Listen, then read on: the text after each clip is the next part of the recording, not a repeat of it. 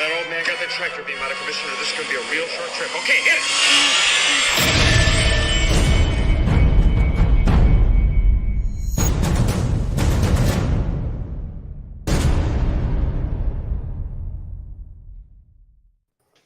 Hey everybody, welcome to Group Therapy, a show for Star Wars collectors. We get together every other Friday night live on YouTube and try to talk each other into spending a small fortune on hot toys, statues, helmets, and prop replicas. If they're expensive, we need a complete set.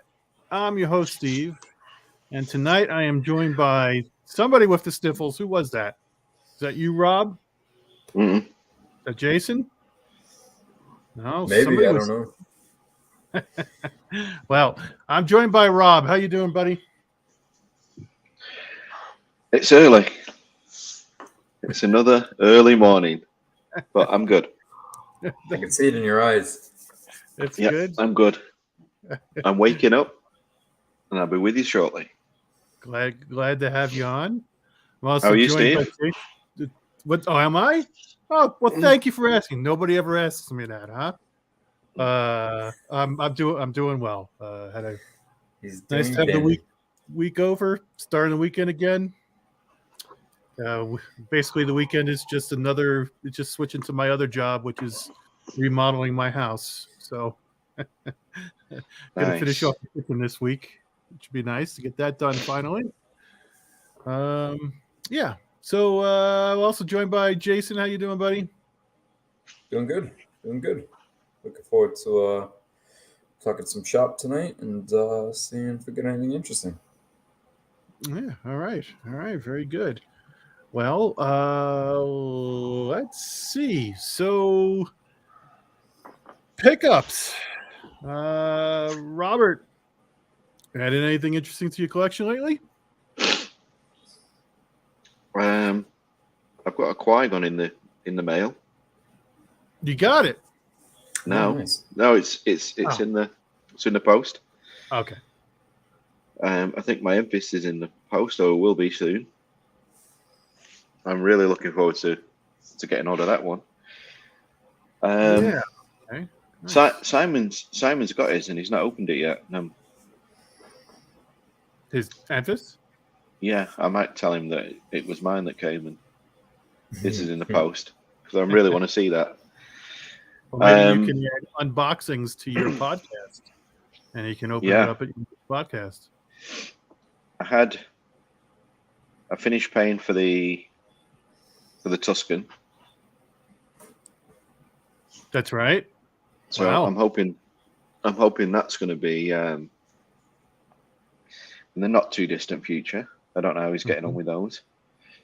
That's it. And then CC forced me to buy some prints from the celebration stuff. Nice. Forced you, huh? Yeah. So it's interesting. You talk about what you've got coming in. By my count, you've got 2 statues, the Tuscan and Prince coming in. So during your podcast today, which everybody should check out on the RS Prop Masters YouTube channel, they've got a video of it. I'm assuming you're also got a podcast somewhere. What are you using for podcast hosting? I don't know. I know that I listen to podcasts on Spotify, and it's on Spotify. Okay. But, all right. So but I believe it's on Apple as well, which is It's on Pandora, Apple, YouTube. You can find the that place on where most people listen to podcasts still these days. I believe is Apple. But there you go. So in your podcast today, you were talking about how when you and Simon first got together, Simon was kind of coming in from the collector's angle, and you were kind of coming at it from the creator's angle. And I thought, oh, that's interesting. You've both of you have picked up the other end, right? So you are now equally a collector, full-fledged collector, as much as you are a creator at this point, huh? The amount of stuff that you're getting and our ability to manipulate you into buying things is pretty clear. That you're Yeah, that's impressive. That's very impressive. Your manipulation skills. Most of it happens live on here or very soon afterwards. There's only been a couple of things that I've managed to resist, I think. Say no to. Yeah, but I think it's a Star Wars fan and a sci-fi fan first and foremost. I think if you go back a bit further, that's where it all starts for the love of the movie. I think perhaps the thing, the item that you, it looks like you're going to buy that surprised me the most was the Bakara statue. Oh, really? Yeah, I mean, clearly a unique design, very, very special. But that kind of surprised me, considering you lukewarm support. Sorry? Steve, I'm sorry. Can you refresh my memory on that one? What statue was it? DMD? Okay, what's the character? I'm sorry. Bakara? Commander Bakara. Clone Commander.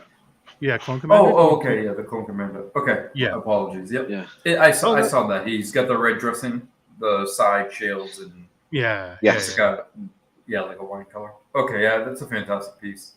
Yeah, and it just I know that Rob, in general, you're kind of lukewarm on the prequels, and that's probably stating it nicely. So I think I'm warming up to them a lot more. Quite a bit, actually. Yeah, warming up to them a bit more. Mm-hmm. Now we've seen the what Star Wars can be,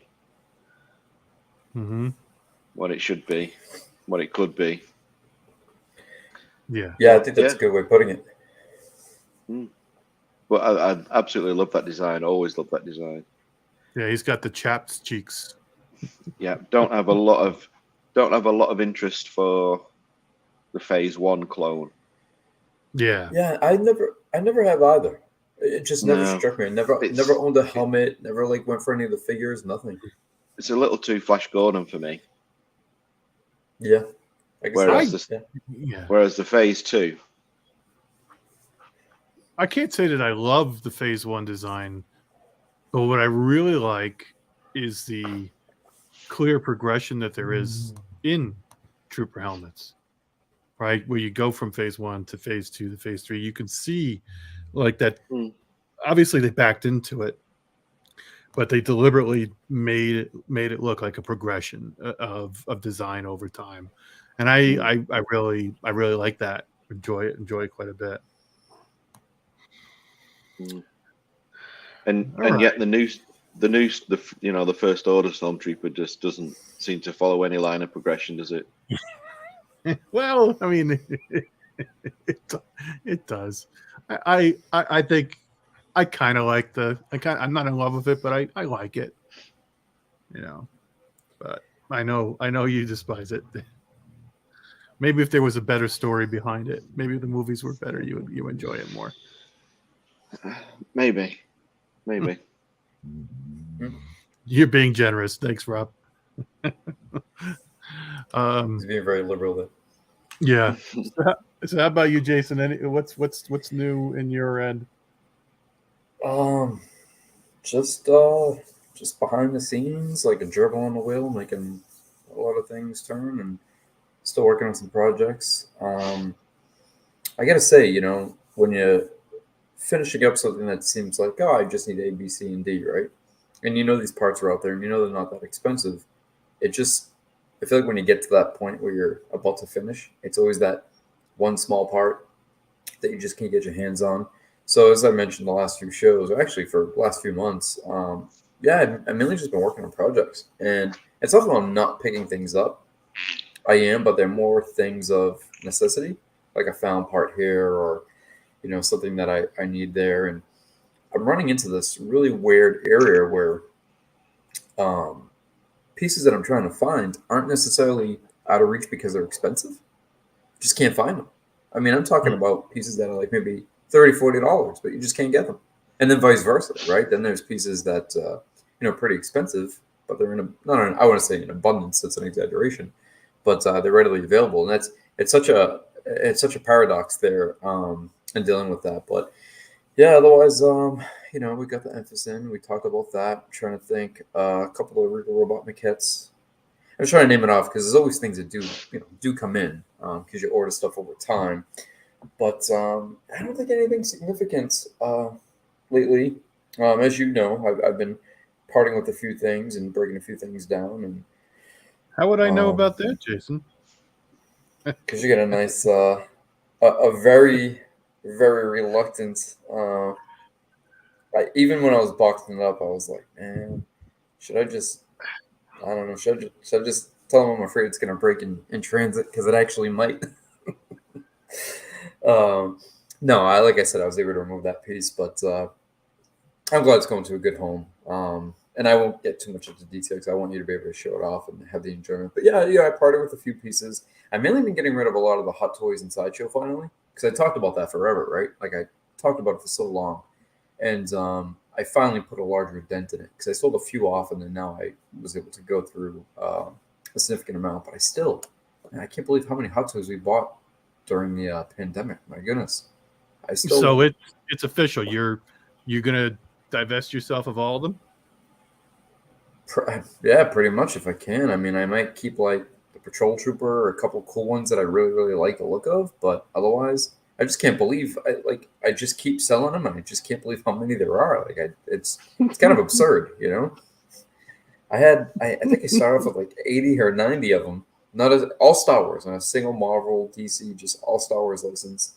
About a year ago, I sold about 20 or 30, and then I just sold about another 20 or 30 over the last 3 or 4 months, and I still have like 40 of them. I'm like, where are they all coming from? But yeah, I think at this point, Steve, where I had been on the fence for so long, kind of teeter-tottering back and forth, there's just so much coming out with the Hot Toys. They're releasing so many pieces. And I feel like, at least with the Star Wars license, and now that they're so far removed from the original trilogy, the nostalgia and the special feel that I used to get with them, that momentum is just not really there anymore. I got one in a couple of weeks ago, and I didn't have that moment of when you open up a Hot Toys box and you get that it wasn't there, and it kind of made me sad. So I just decided, yeah, it's time. And one thing I realized real fast is they're definitely not bringing in the money that they used to. I mean, these things are selling for well below Oh, yeah. retail. Oh, Yeah, it's bad. It's no. yeah, and I'm talking like popular figures too, not even like random obscure figures. I'm talking like Luke's and things like that. I mean, lucky if you break even now.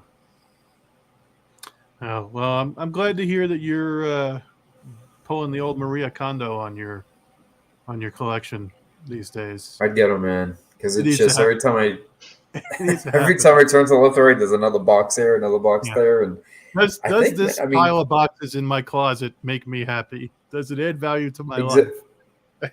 all jokes No. aside, it's true. That's literally how I had to look at it. Like, is there because there's always that fear of like getting rid of it or am I gonna miss it? And then you realize like it's just one of 300 pieces. Um, and it's interesting. I mean, now things are just coming down to. I've been following the Hyperdrive lately because they always do those posts where they have something specific for the week, right? And I think this past week was interesting because they had your favorite licensed piece and your favorite unlicensed piece. And I looked around and I was like, I don't really have that many licensed pieces. I mean, other than Rico Robot, I would say 85% of my collection is comprised of non-licensed pieces. Stuff like it's hard with RS because in the back of my mind it kind of feels licensed, but I know it's not. But it does. It just got that feel. But yeah, it's interesting to see how much of it is comprised of non-licensed stuff. But I'm happy with it. I'm happy that the collection is finally shrinking down to a more manageable way of displaying it and curating it and just more cohesiveness altogether. Yeah. Yeah. Okay. Well, I know that you appreciate you being somewhat cagey about the acquisition, but I'm gonna jump into it here. I'm Yeah, gonna go for it.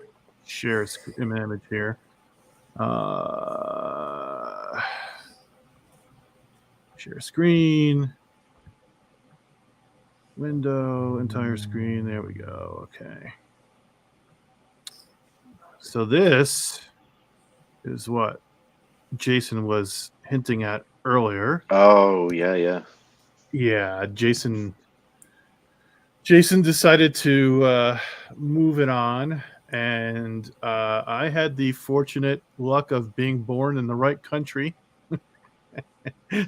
Yeah, I did not want to send this thing back overseas.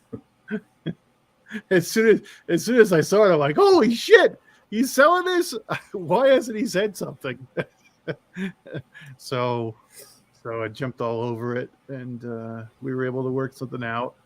Part of which was the moving on of one of my pieces over to Jason. I don't know if you want to talk about that at all, Jay, or you want to keep that quiet, or what do you want to I do? keep it under my hat like I usually do.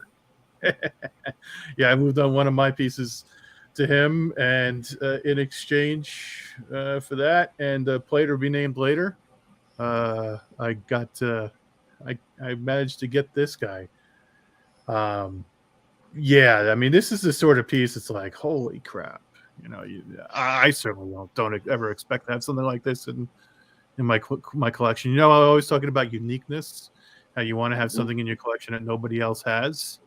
I mean, this is about as close as it gets, right? There's only one of these. Well, there's two, but the other one has. If you look at the study or the Ralph McCord drawings, he did a couple variations. There's another one that exists, but it's with the variation of the what would you call it? The samurai kind of part of the helmet that comes down. It's different. I think it's a little bit more flared or less flared. The logo on the head is different. There's some differences in it. So yeah, they're the only two. I mean, you can buy the file and print it and build it, but I mean, you really have to have the skills, the time, effort, energy, and the overall, I guess, patience to get this. Because one thing I always talk about, I don't want to go too far off course, is I have a hard time with acquiring 3D printed pieces. I know there's people like Dan Shiblik who will sit there and sand until he gives himself carpal tunnel, and that I tip my hat to. But not everybody's like Dan. Not everybody's going to be that finite with the details. They're just going to give it a nice enough sanding and a nice enough primer and coat. But in the light, you always see that reflection and refraction of the lines, and it drives me bananas.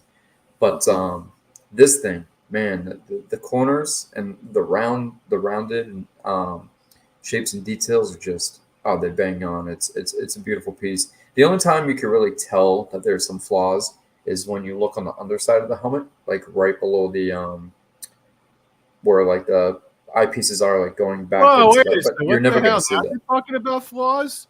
You didn't talk about flaws. Well, I mean, like you can tell that it's a 3D printed piece, and how it's been constructed. It's kind of like when you look at the Biker Scout, the RS Biker Scout, right? Like you would never know unless you flip the lid up and see how it's all constructed from the inside, that it's multiple parts, which is actually kind of cool. The only thing that leaves a little bit to be desired is the paint job. And I thought about touching it up myself, but I was like, I want to leave well enough alone because it's a custom piece and it has that originality feel. It's not bad by any means, but it's not when I was looking at the cleanest up close pictures, there were a few areas that like, okay, well that could be better, or whatever. It's not a perfect paint job, but it's a damn good paint job. And lighting really teases with that. You'll see in person that it has a little bit more of a sheen to it. Like it bounces light off it a little bit more. Lighting really plays a lot of tricks with it when it's in front of you versus seeing it through images. And then overall, I mean, I think the build on it was amazing. And I mean, I'd love to see I'd love to see like a run of these. Honestly, I really would. But Not it's me. Just such a complicated piece. Well, no, nobody wants not now, but that's but it's not the helmet you're looking for. It's also one of those things where Steve, personally, I catch a lot of slack about my collection. And do I really have this and do I really have that? And it's just one of those things like I'm all about uniqueness. I like a lot of concept stuff. I like a lot of stuff that's very obscure and different. And it's things like this that I have in my collection, and a lot of times I just like to keep it to myself. But yeah, I thought it was time to move this on. And there's there's a letter in the box for you to sign. It says that you got to give me first right of refusal if you ever choose to sell. And no, I'm kidding. And that I don't That's I don't it. mind. That I don't mind at all. I think that's only fair. Yeah, I think this is gonna go great. I hope to. I haven't looked at the Macquarie artwork which this is in. You know, excuse me, Mhm. off. My dog's trying to join the podcast, the show. Um, I'm gonna see if I can put something along with it. You know, so people that are looking at it are like, "What the hell is this?" You know, well, oh, okay. You know, this isn't just completely made up. This is legit. Oh yeah, it's pretty spot on. It's pretty. Yeah. That's the other amazing thing. It's pretty spot on to the artwork, which, you know, I was so familiar with the artwork from looking at it so many times over the years, and then I was really impressed because it's all about with Macquarie stuff that's really different like this. It's all about proportions. We see a lot of the custom Macquarie Vaders, and I'm not speaking. I'm not trying to speak ill. I'm being genuine here. Okay, so the thing that makes the EFX one so desirable is not necessarily that it was constructed in such a way that makes it better or the quality control is better. It's that the proportions look visually right to the eye. Where you see the custom ones, and I've seen some really nice ones. I don't want to name anyone by name, but there's one out there that retails for close to what the EFX did originally. I think it's about $1,000 today if you can still get one. They did a run late last year, and even that, it still has the face is a little bit on the thinner side, a little bit longer than it should be, and the helmet always flares out a lot larger than it should. And you know, from looking at the artwork, you would say, okay, that's correct, but it just doesn't look right. And that was one of the things I was afraid with on this piece. I was a little nervous that the imagery was kind of throwing me off a little bit, like because it looked perfect in the image. I was like, wow, proportions look spot on. What happens when I get this thing in person? Because this is a nicely done photo and it's staged. But as you can see in the photos that I had taken, it lines up perfectly. So when I got it in hand, I was really, really happy with how well it was proportions, because that could literally make or break a piece like this. Yeah. If the top was too wide, or the eyes came out too far, or too, not far enough, or the mandible part was, sort of too obtrusive and, could look obnoxious almost. I have to say, I was really concerned about the 3D printing aspect of it as well. Right. Yeah. And that's when I saw the photos, I'm like, okay, good. I'm not seeing print lines, because it just always seems that no matter how much sanding people do, they just still don't do enough. That was exactly my point. It all depends on the medium that it's been printed in as well, doesn't it? Yeah, you true material. Yeah. And if it's a guy at home with his printer that he built himself, or he spent an awful lot of money on. Yeah. So yeah, I think there's some printers now that can do a great job. But then, like I said, you also have people like Dan, who I've seen many of pieces he's done in 3D, but he goes that extra mile with really giving it quite a sanding. And a lot of people give up after a while because it's tedious, it's exhausting, it's a lot of work. But it makes a world of difference. And yeah, I mean, Steve, I pretty much paid. You paid pretty much what I paid for this. I think I cut you a little bit of slack there, but you take that into consideration. When I was going into this blind, only seeing it in images and knowing that it was 80% 3D printed, I had so many concerns that, like, all right, I'm taking this risk, I'm hoping it's worth it. And if I get this in hand and I start seeing, once it's in the light, all these lines and all these divots, I was like, I'm just, But it was such a interesting piece. I just couldn't, it was worth the risk at the time. And I'm glad I went with it. So am I. So let's see. It's interesting. We were talking about the Bakara before, because I see a lot of the design from Bakara in this piece. Oh, okay. You're right. Yeah. Well, I wouldn't be surprised if somewhere there's some sort of artwork that they drew upon for Bakara. Right? Maybe even this was part of that inspiration. I think this was probably before they got sloppy and they just started ripping off the Macquarie concept stuff and just using them as they were. Yeah, yeah. It's like they've got the scoop and they're in the bottom of the ice cream container and they are trying to get every last little bit of ice cream out of the bottom of that thing with Macquarie. It is funny how much they are relying on him now. It does. You're right. It does have a very, very similar look. It's interesting. Looking at that one there. That's a big car. Look at that. Wow. Yeah. So then never even crossed my mind. The other thing I want to share is where things are at now with the concept pieces, the maquettes that are coming in. Oh, interesting to see this. Yeah. This is how the concept case is coming along. I like it. Obviously, plenty of space left for other pieces. A real special piece coming up soon as well.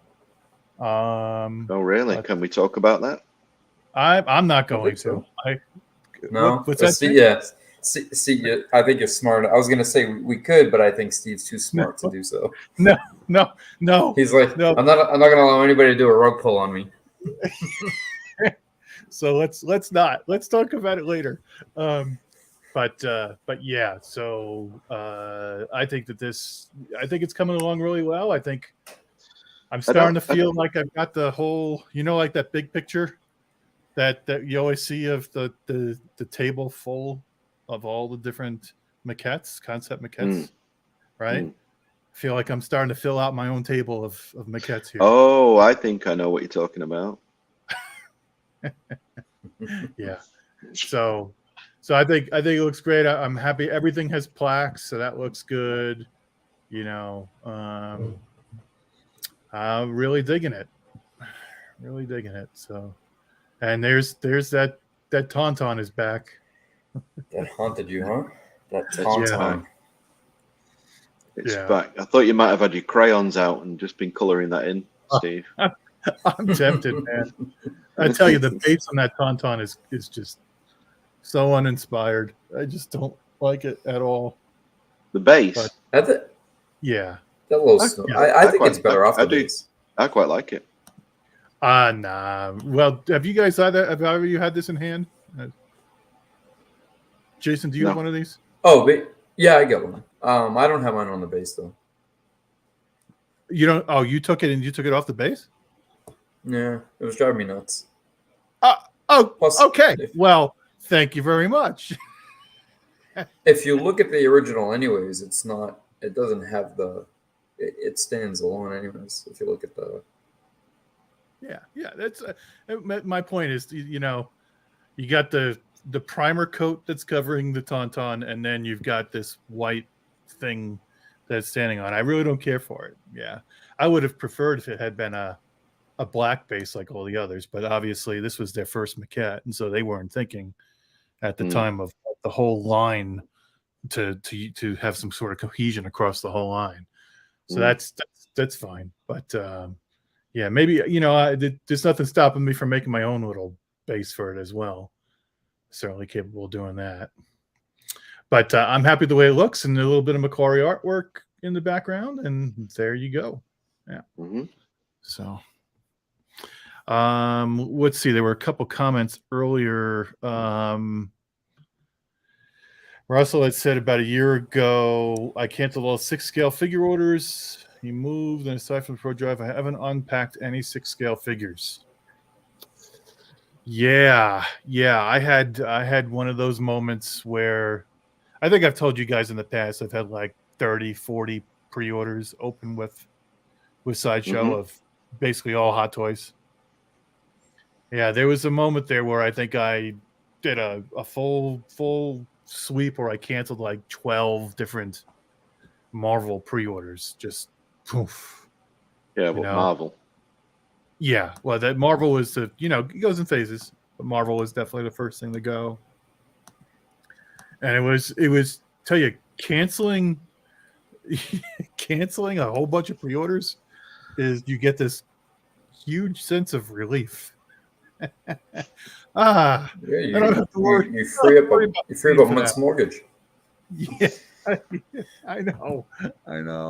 Yeah, all that all that future burden is gone. So that's nice. I know how that feels. And then let's see. Hugh is saying only Iron Man figures kind of retain their value now. Yeah, I have no idea what the market is doing. I guess you're learning it now, Jason. But Iron Man figures, the diecast ones, yeah, I can see that. And then he's saying, Yeah, "What do you guys think?" I was really surprised. Go ahead, sorry. No, the other thing I was going to ask is, what do you guys think about the Hot Toys DeLorean that is breaking apart? I don't know anything about it. What's Breaking going apart? on? I've been seeing this, so a lot of them have been arriving with some small quality control issues. So I've talked about this in the past on a few shows. So here's the catch-22, right? Someone like myself, I'm a little biased. I feel like, all right, we'll drop a glue, we'll dab a paint, you're good.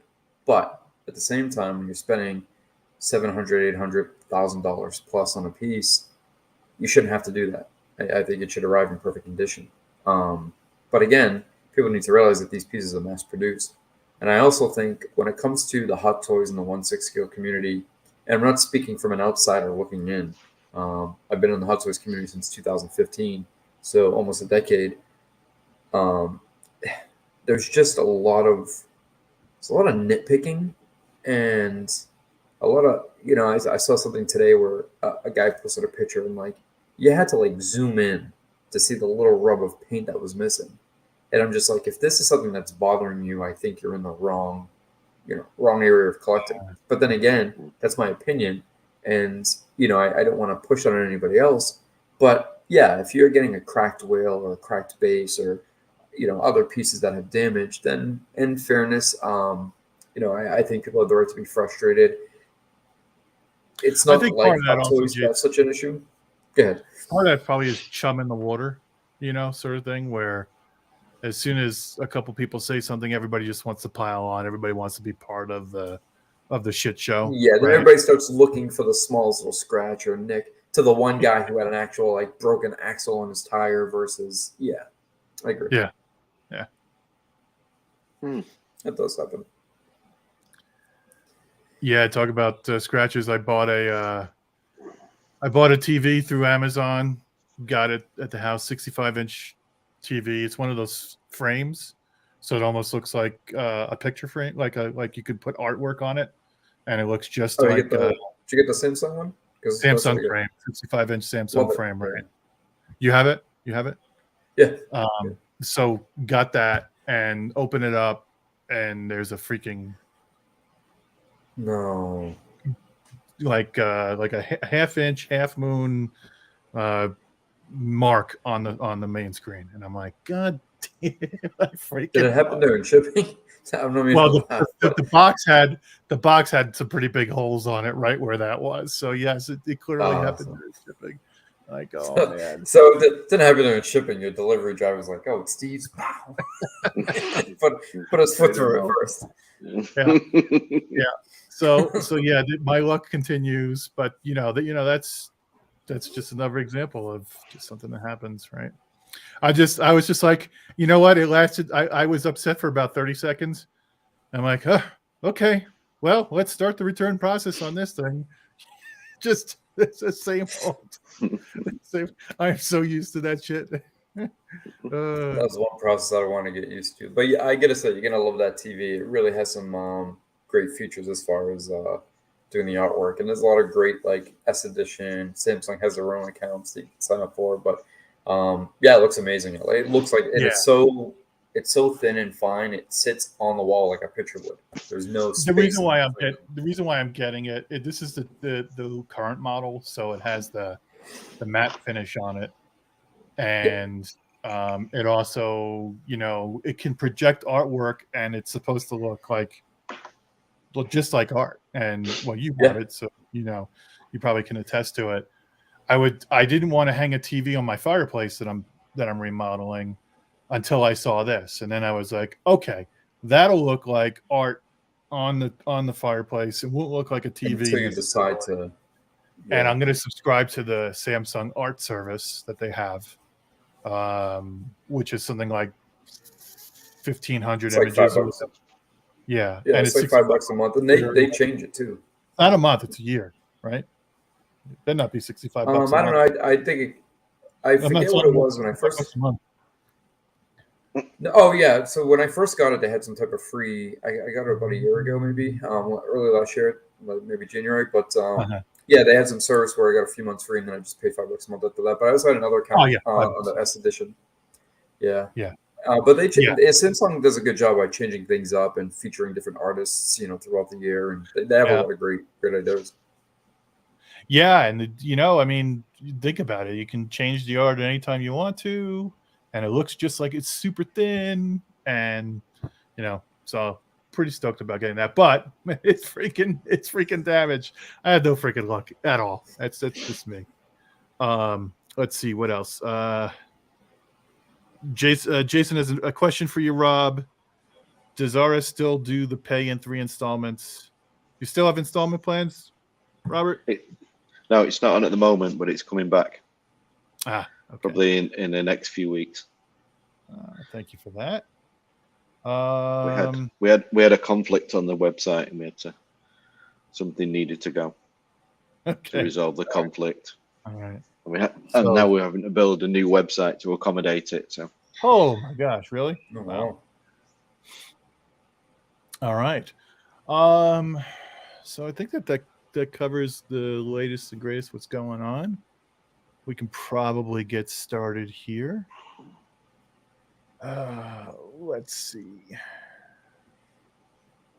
So we will start with. Here we go. So we'll start off with MYC and the latest Mando. He calls it the current Mando transport. Yeah, the Mandalorian's current transport. Are we not calling it like Mando's Mando Speeder or Mando's Starfighter or something like that? Does it not have a name? I don't know. Well, I'm not sure what it's. Does it have an assigned name? I don't know. I would call it Mando Starfighter. I'm gonna take a peek. Yeah, I'm sure it does. Yeah. Well, it's a Naboo whatever class fighter or something, isn't it? Yeah. It's the N1 Starfighter. It's called. Okay. I like it. It looks great from that angle, man. Whew. Yeah, it's a pretty nice design. I do like this. Yeah, it's sleek, and a lot of people. It's got the swivel joint. Yeah. A lot of people shit on it in the movie. I like the design. Oh no, I hate it in the show. Yeah. Sure. Well, I hate how the little guy just pops up like, Yeah. That's annoying. I mean, that's stupid. Where does his legs go? Do his legs come off when he? What? Oh, don't even get me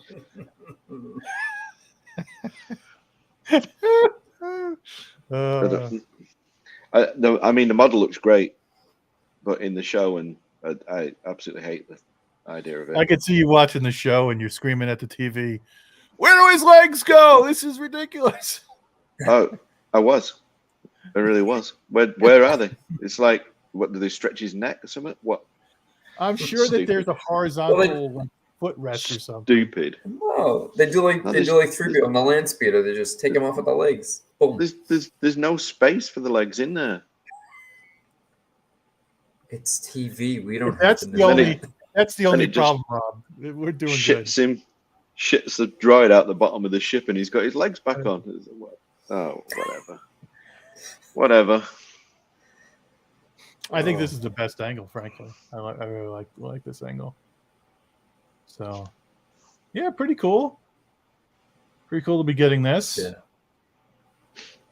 Who's ordering? You guys ordering? No, I'm not. No, I'm not me. I'm getting more selective. Yeah. Yeah, I was really happy with how little I had an order, and then a friend of mine was selling this fancy helmet and got sucked in. Do you know it's interesting to see the R5 in the back of it though. I mean that's only just been Was that teased in a trailer a while ago or something? That was quick. Well, he, Well, I hold don't- on, because he talks was it- about who he worked with. The cooperation with Elaine Rivard Studios. I don't know them.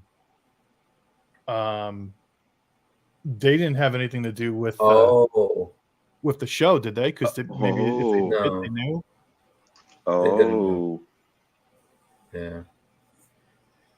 Because that's my thought, is if they had something to do with the show, then they knew it was coming, and they were able to prepare for it. But you're right, that was very quick. It was very, very quick. Yeah. mm.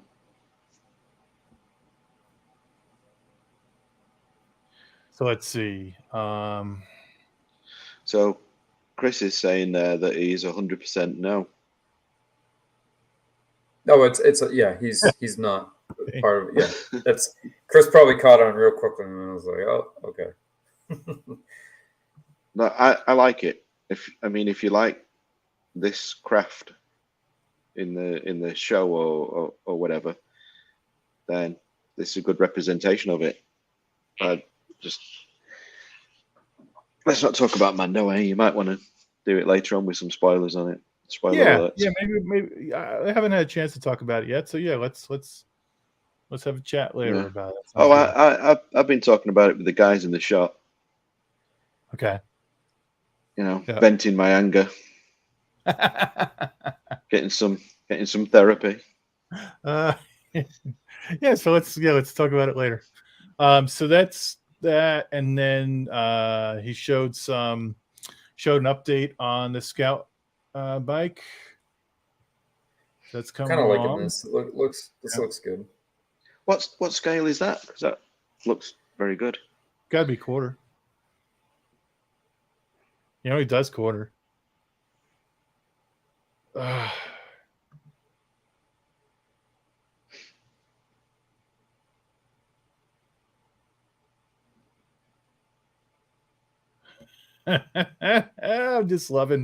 I'm loving the arguments here.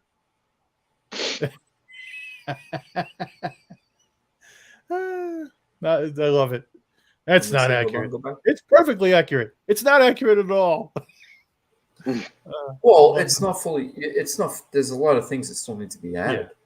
Yeah, but they're arguing over the how deep the color is. It's funny. Yeah, it's and there's ways to have that conversation too.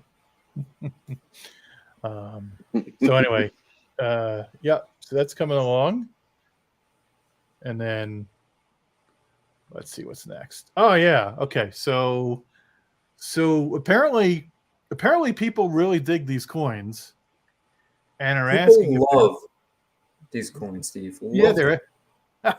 For me, it's like whenever I get like the extra credit card that comes with the statues now, or a coin or whatever, I'm just like, I just keep it in the box so I don't lose it.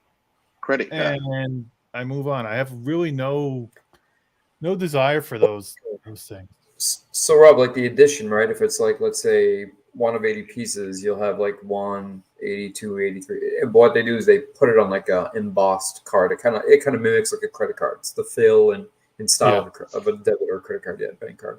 But these coins, man, I can't tell you how many people I randomly like have at. I'm not that many, but a few people have popped in and asked, like, hey, if this person's gonna be making this with the coin, and that's gonna be done with the coin, and it's like, wow, you guys are really loving these coins hard, and people eat them up. I'm not as, I guess, I don't know. I don't love them, but I guess it's not as like, I'll just leave it in the box and whatever. I think they are kind of cool. I think the one that Merlin put out was nice. I think the one that came with Memphis was nice. I mean, they're made well. They're decent. They have that pure look. I don't know what they're made of exactly, but I think the quality is good. I think they're kind of fun. Well, here's Russell. Russell says he likes them. They're still in the boxes. Yeah. Which I think is, which I think is like, I think that they look great. I mean, if I was into collecting the credit cards and the coins, I'd be, hey, these are great. But, they're in the box for me. But apparently people want them, which is and Michael looks like he's, let's see, he's making them available now, which is cool. And did you see Steve and Rob? What I thought was interesting. So Corbanth is doing him as well, right? But he has a little bit of an incentive. So he does it where like you purchase an item that comes with the corresponding coin. However, depending on the amount of coins you collect throughout the year, you can then say, okay, well, I've acquired 3 coins. That gives me access to like a $50 discount on my next purchase, or 6 coins gives you, this incentive, which it's kind of like a double, it's makes it a little bit fun. Yeah. I mean, people don't realize like Kenner's reason for doing the coins is because they had to incentivize people to buy a dying breed of toys, and now it's the coin, the card, the Power of the Force card or figures from the 80s with the coins are the most sought after, especially the last 17. Yeah. So that's that. You can go ahead and pick those up now. And then the next thing that's up, okay, the main event for today. All right. So this was the latest Hyperdrive spaceport. It's not spaceport. The latest Hyperdrive exclusive group. Yeah. Group. Exclusive. Thank you. One more time, Steve. English is not my first language, so I'm trying. And this is looking really, really cool. So this went so fast.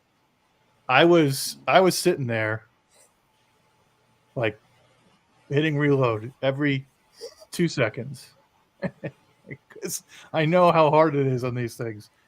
And it popped up, and I did it so fast. It flashed through my information. I had to pause because I had to find the magic words and make sure I had the magic words. I wasn't sure if they were the right ones. And I put it in, and I hit, and I was like 15th. And I couldn't believe that I had been beaten by 15 people. I was so fucking fast. They had the words. They had the words ready. I guess. Yeah.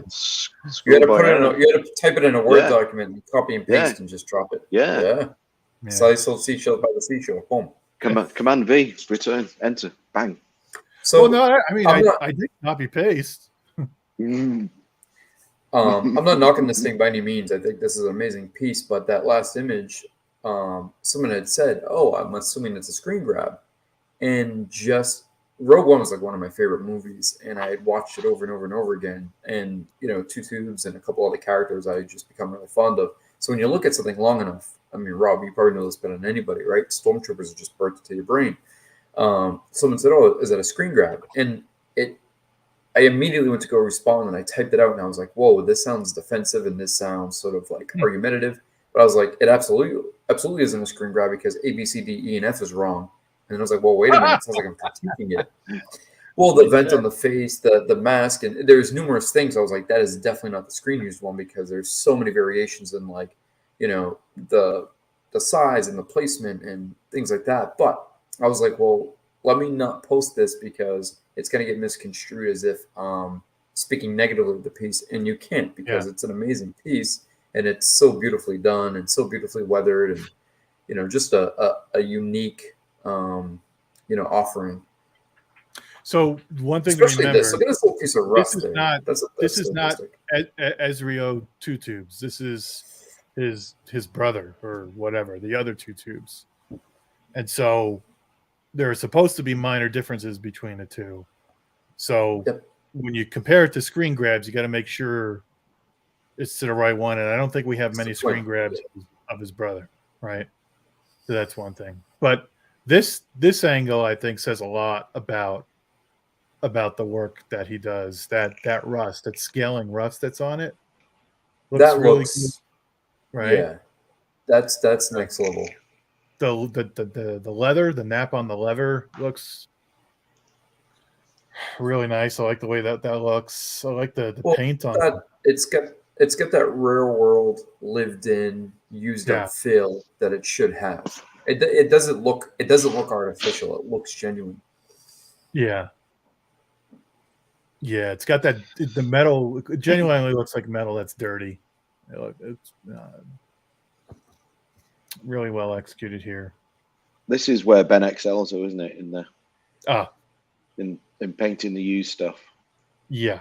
Yeah, I think when it comes to things like the rusting and, like you said, patina, any like machine or organic materials, he really it's definitely right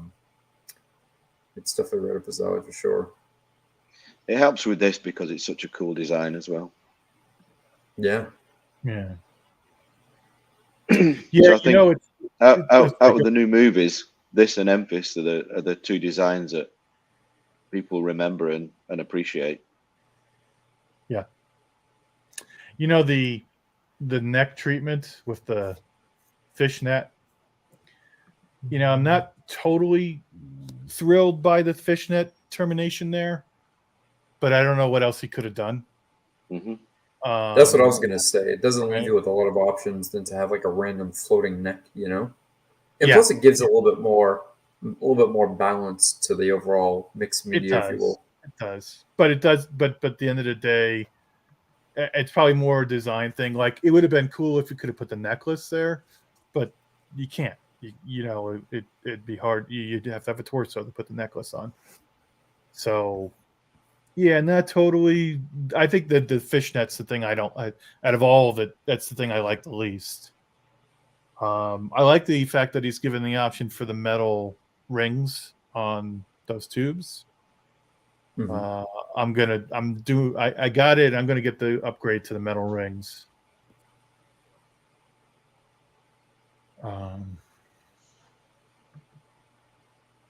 Yeah. Looks really, really good. Mm-hmm.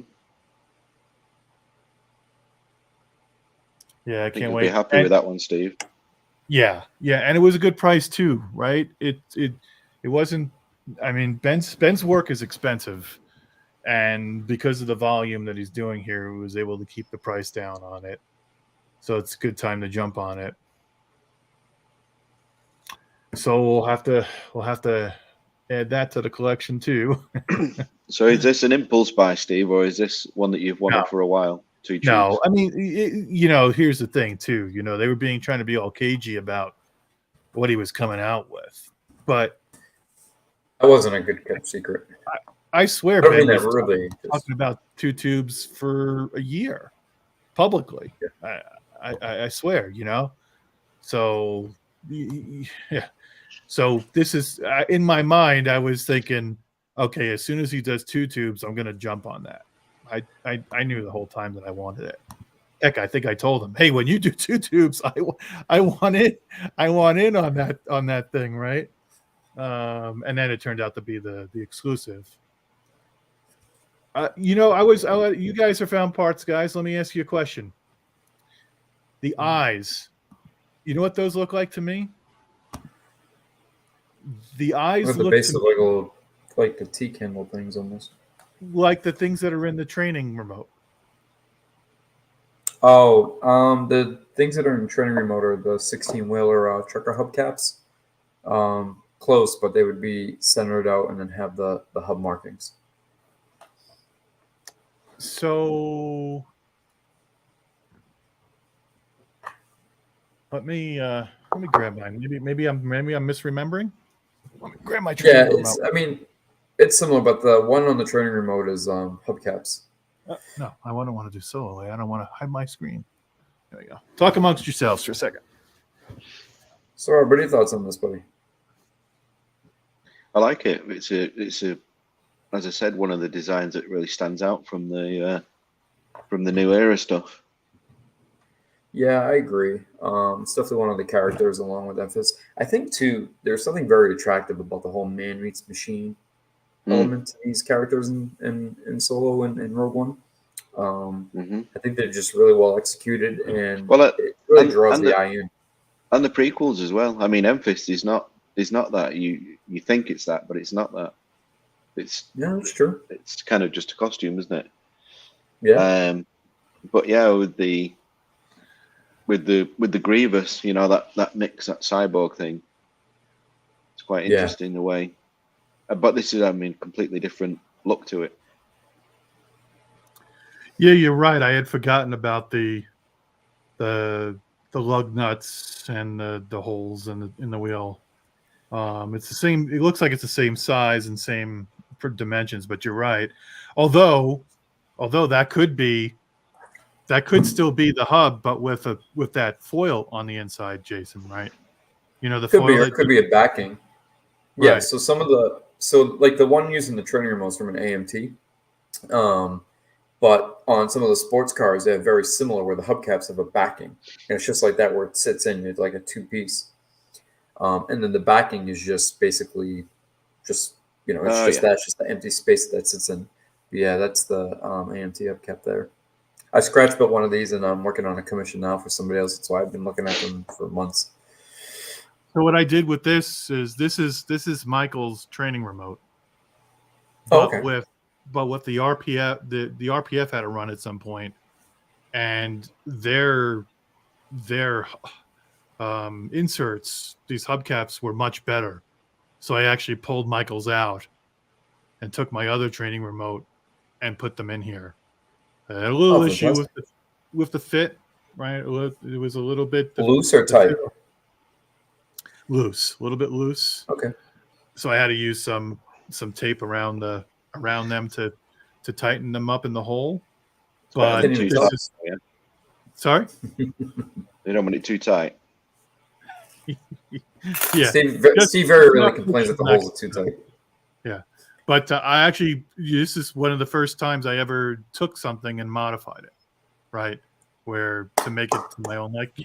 My man. My own liking, right? And so the combined, I'm pretty happy with the result. I was not happy with them as they were, but now, Steve, you just need to go on Amazon, get some 3M reflective Scotch tape, pull them out, put the 3M tape behind it, put it back in, and you're golden. Dude, this is the tape you told me to buy. No, I put that tape. It's in there. Okay, I just can't tell. Yeah. No, I had asked you what tape is it, and you told me the brand and the type. I went out, bought it, and that's what's on the back of it. Yeah. Oh, and you did it yourself? Yeah, I did it myself. Oh man, because I think it's all it takes, Rob. Now he'll be buying the found parts and building it. Yeah. I think starting to repaint stuff.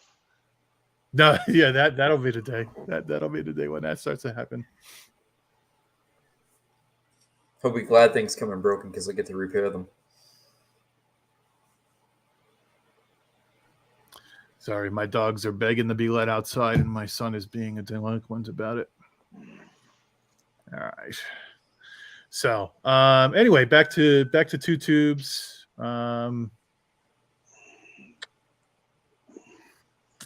Really excited. So, neither of you guys are getting this, though, right?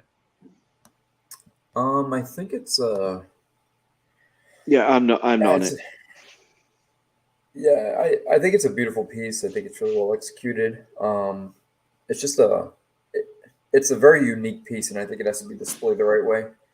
It's just not something you can throw in the collection willy-nilly. Like Steve, I think you're definitely at a point where your collection is in a very unique position to display something very different. But also to accommodate it for, that needs a little breathing room, that piece, for sure. You can't just stick it on a shelf next to a bunch of other things. But also, it's one of those things where, if I remember correctly, I think it's not going to be capped at just the Hyperdrive exclusive. Right. He plans on making more when he's done. Yeah. So if anybody kind of feels like, hey, obviously there's incentives to the Hyperdrive to get the signature and probably a little bit of a better price and things like that. It's incentivized. That's, makes it a little bit more unique for sure. But I think if you have any regrets, it's one of those things that if you're patient enough, once the run is done, you may be able to change your mind and go for it. Yeah. Jason Holmes asked, is it the Trooper training remote? Jason, yeah. So I did a scratch built one from all found parts and the Plastrock domes. And then somebody had inquired about one. The price on the scratch built, mainly because of the kits primarily, just add up a price because you need so many of one particular, was too expensive. So the next best thing was the Trooper Trent, but it's great. The Trooper Trent is a really good one. I gotta say, it's fun to build. This is my third one. I enjoy building them, and they look great, and they're very well executed. So yeah, that's the one. Jason, do you remember when you and I? Well, you found a guy who was selling a big chunk of his collection, and I bought the Leia lightsaber, the Tusken mask, and the training remote. You got a training remote. Yeah, I got the training remote from him.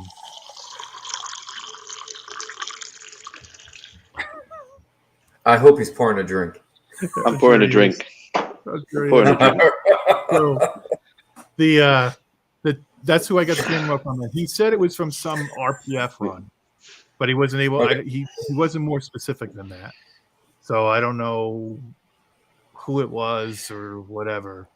But I think it was an earlier one. That one wasn't too bad though. I mean, especially for the price you got it for, I thought that was a decent one. Yeah. I was very happy with it. Now the guy had used a lot of duct tape on it, duct tape to put space between the hubcaps and the holes, and he was using duct tape as the reflective thing in the back, rather than tape. And I didn't really care for any of that. But what I did like was he was actually using actual hubs. Okay, so yeah, I was able to move those over to Michael's. So is it I don't know if it's like within, I don't know if it's ethical or irresponsible, but the guy that we bought those pieces from is one of Rob's favorite people.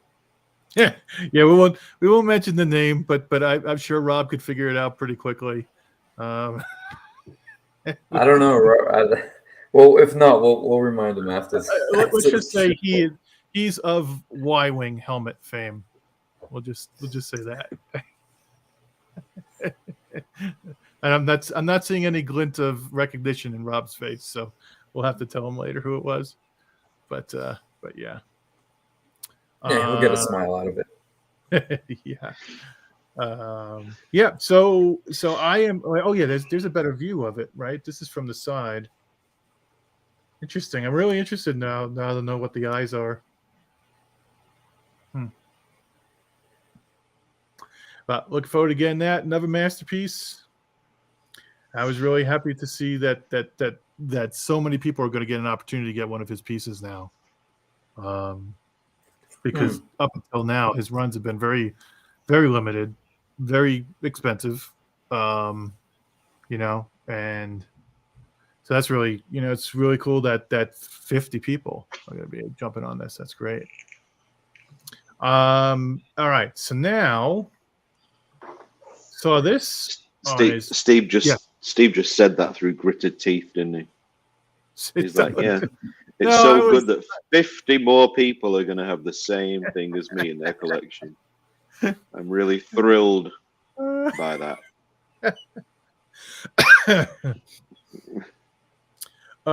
So then he posts this one-of-a-kind piece.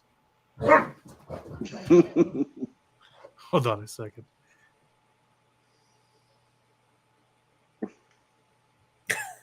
We should dub him. While I was just thinking that. Yeah. One of my dogs is like aggressively humping the other one. It's just, come on, man. Whoa, be careful. That's how you end up with a load of puppies, mate.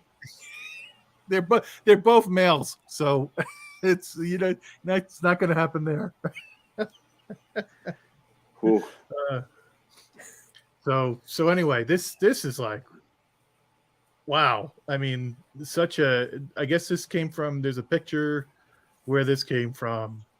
The color is so cool. I love the color on the pipes. The combination of fabric and some sort of here we go. Oh yeah, I see. Right? I'm with you. Look at the fabric and the thread, and in certain areas, kind of like, I don't know, almost like patches to keep it from leaking. You might need to put it on screen, Steve.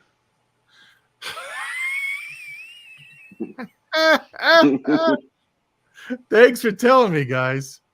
Anyway, what happened? I'm kind of surprised it disappeared. I thought you were building it up. Oh, this is pretty radical. This is nice. I saw the concept art for this. I think it was a couple sketches of this, right? Yes, this is a unique piece. Yeah, It's here, got a more of a Tuscan vibe. This version, hasn't it? Yeah. here's the concept art for it.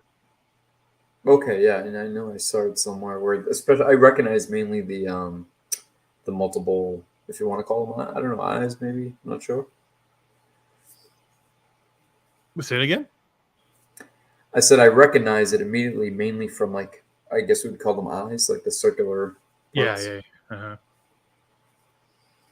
Yeah, I never seen this. I don't think I'd seen this artwork before. At least I don't remember it. Yeah, I think there's maybe one other version of the art, like another just basic sketch of it. Well, Yeah. rendered or digital sketch. Definitely took some liberty in his interpretation of it, but still, yeah, so cool. Oh, look at that lineup. Chris Millen was asking if you can actually buy that. I don't want to speak for Ben by any means. However, I do know a lot of the pieces that he shows are customs. Commissions that he's done, or pieces that he has an idea or sees the concept work and kind of tackles and takes on and executes, and then kind of lines them up as commissions. But I would assume that pretty much anything that he does is for offer, or you can work something out to make I something got the similar. impression from his he says here, thank you to Tony Balfi for his trust in this project. So I think that's probably the So it's a commission. client. Yeah. My guess is that's the commissioning client.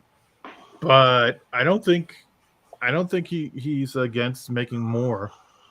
So I think you could reach out to him and say, hey dude, can you make another one? Yeah. That's cool. I like that. That's pretty cool. Yeah. Ugh. That freaking chest box. Look at that chest box.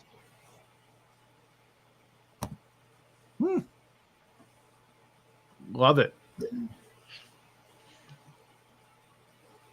Yeah. I think it's when you look at these things, I think probably the thing that's I've not heard said about this is you can see Ben's passion for this.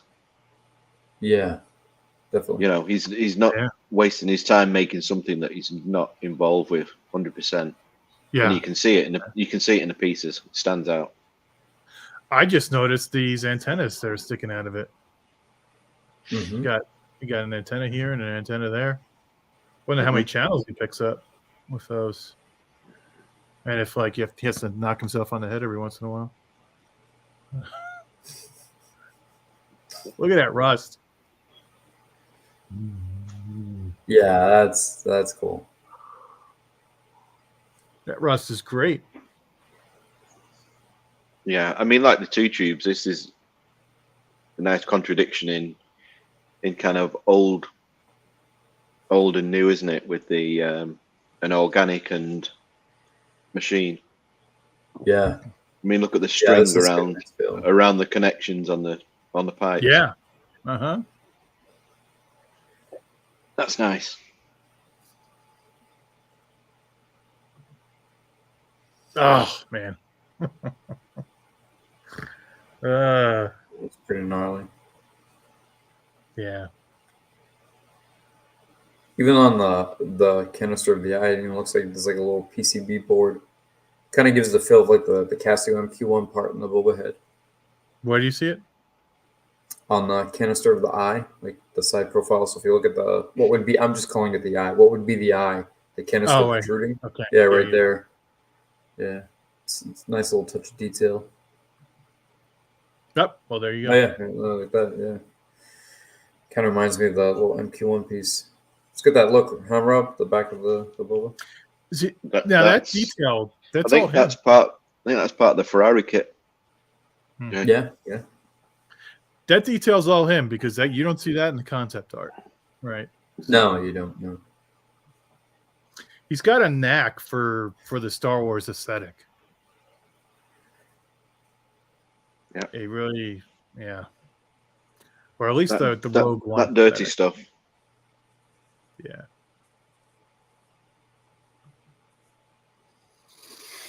Another wonderful piece, man. If I had the money. It's good. You can see how the kind of the Mad Max Star Wars stuff appeals to him. Yeah. I'd like to see this piece up close sometime. Isn't really. I don't think he's really. I saw that. I saw that a long time ago. Right? Yeah, I think I think he showed some photos of that on Facebook a few months ago. He started work on that almost 2 years ago. I remember when we first started chatting a little bit. He was working on that piece. That's an interesting piece. Yeah, very talented, very great work. All right. So moving on to Hot Toys. I didn't get this. I mean, talk about a lazy reissue. They just threw a shield in there, and that was it. That's it. I was wondering what the difference was. That's it. I got this figure. I even looked at it. I picked it up the other day, and I held it in my hand. I looked at it. I was like, nothing's different but the blue shield. Huh. Maybe put a few extra pounds on. I don't know, but that's it. Isn't it? What's his name in the armor? It's Favreau. Favreau. Yeah. Hence the size, the bulkiness. But you know, Steve, I'm a sucker for holograms. Yeah, that's okay. So that's what did it for you, huh? Yeah, that's why I was looking. What are you gonna say, Rob? I just wondered if this was from an upcoming thing because it says the Mandalorian, but wasn't this Book of Boba? You know, it says scene inspired by the Book of Boba. Yeah, I didn't even realize it was in the Book of Boba. Is just like one giant blur to me. I can't remember it. Yeah, you say blur. You're very kind. Yeah, for somebody who doesn't like the new stuff, you have a great memory of what happened in which show. I don't remember. Usually I'm watching it through tears. Usually, mate, tears, and then taking a lot of antidepressants afterwards, just to try and get happy. Reaching for the new out DVD to put that on. Oh, the posing's pretty badass on those, huh? I wish I could get him in those poses. He's so heavy, he just goes like this, and that's it. This one, he's like, you know. All right, so that's the updated Pez Vizsla. Then there are some glam shots here for Ahsoka. This thing looks radical. This is a cool piece. Oh, come on.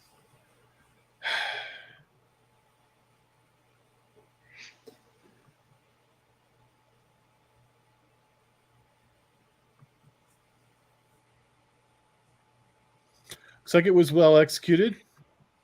Yeah, really, really well executed. Everything from the materials to and the shitty cardboard base. Great, shitty cardboard background, I should say. It wouldn't be Hot Toys without a little bit of cardboard throwing. No, come on, gotta keep the good times rolling, brother.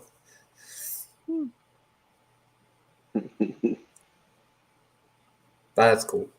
Right there, that's cool. I think right now she's probably the main character that the new Star Wars is kind of relying on, isn't it? Oh, I think when we go to Celebration, we're gonna get beat over the head with Ahsoka. Everywhere you look is gonna be Ahsoka, and that little guy's gonna be popping up every 5 minutes too. Yeah.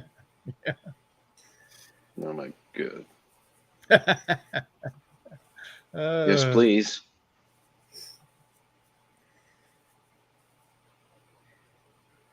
What? Why? Why is she babysitting it now? Please do not do that. She's the nanny. God's sake, do not do that. That's just remember, this is just a glam shot, and he's just kind of reaching back to that one episode where she was interacting with him.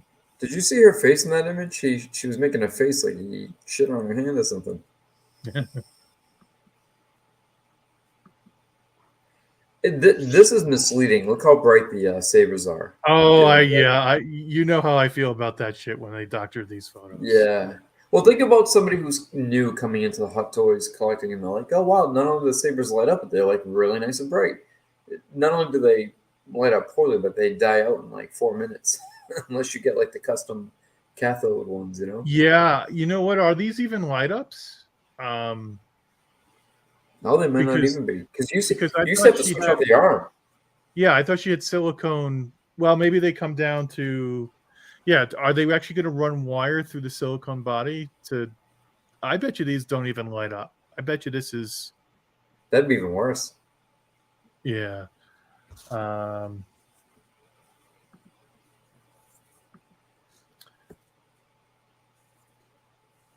gotta say the things they can do with the figures. I probably shouldn't type hot into my web browser live because you never know what my auto completion history is going to show, huh? True. Mm-hmm. True.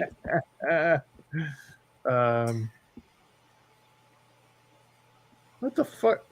Oh, did you hear that I was talking about coins? Wow, I was just gonna say. Remember last time we talked about coins? How's that for you? Yeah.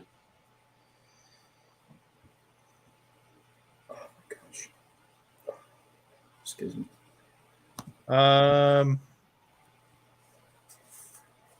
Let's see.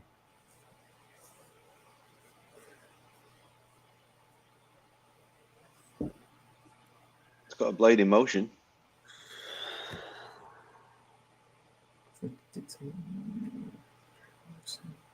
Doesn't say anything about a light up blade.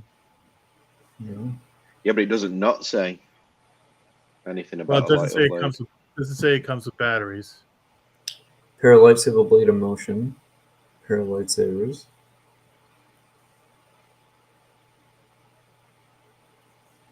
Yeah, it's bullshit. It's all bullshit, and again, misleading photos, even on their fucking webpage. So I wonder if that lantern even lights up, or if that's misleading too. Oh, I bet it doesn't. Hot Toys does that all the time. It's such bullshit. It's unfair. I mean, when you know better, it's not so much. But if I was new and didn't know better, that would frustrate me. Darth Dread's commented on that and saying Yeah. it doesn't light up. Right. So how the fuck can they get away with doing that? It really chaps my ass. Because it's one of those things where they'll say you should have known better.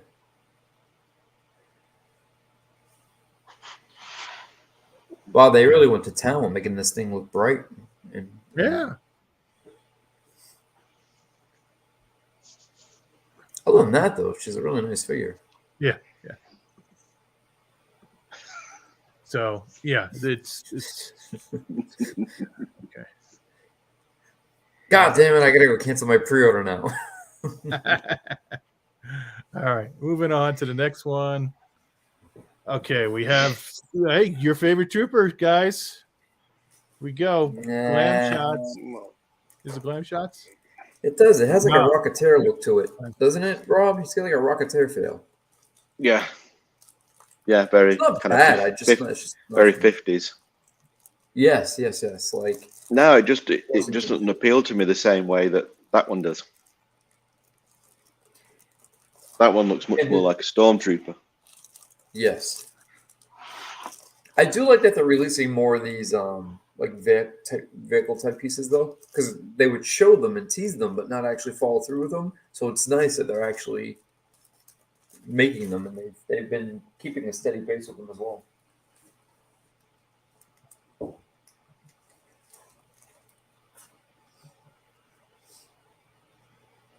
These guys aren't that easy to pose either. They're like death troopers. They're the lanky bodies. Yeah. Great detail though. So what are we looking at here, Steve? What do you mean? Have they released a bunch of clones? Well, this is the glam shots. So this is the vanilla trooper.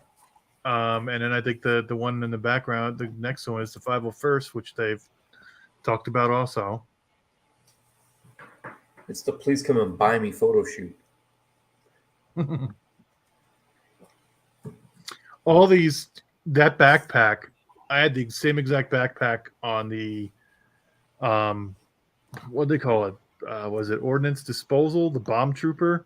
If you remember, Sideshow had that orange and white trooper that was responsible for ordnance disposal. I had that figure. That was one of my first Hot Toys ever. I had that figure like 6 years ago. And I had that backpack. So they're reusing a bunch of the accessories from probably even when they were making them for Sideshow. Yeah, you think? Yeah. Well, I think the backpack early for on sure. too. Yeah, if you look at some of the earlier Sideshow figures too, they say like made in like collaboration with Hot Toys. Like if you look at the fine print, yeah, Tamashii Nations, Hot Toys, a bunch of different companies would make.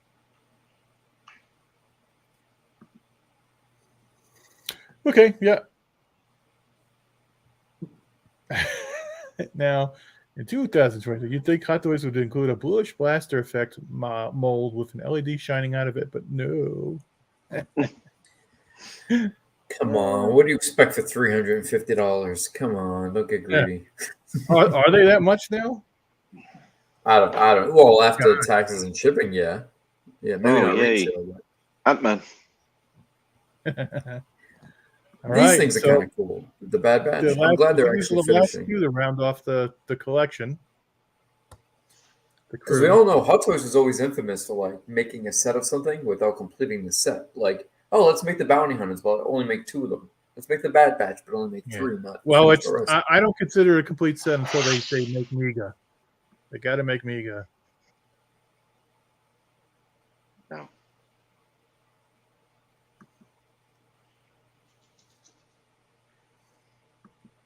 I think that all these guys together in one group, it'd be a cool setup. Yeah, pretty damn cool.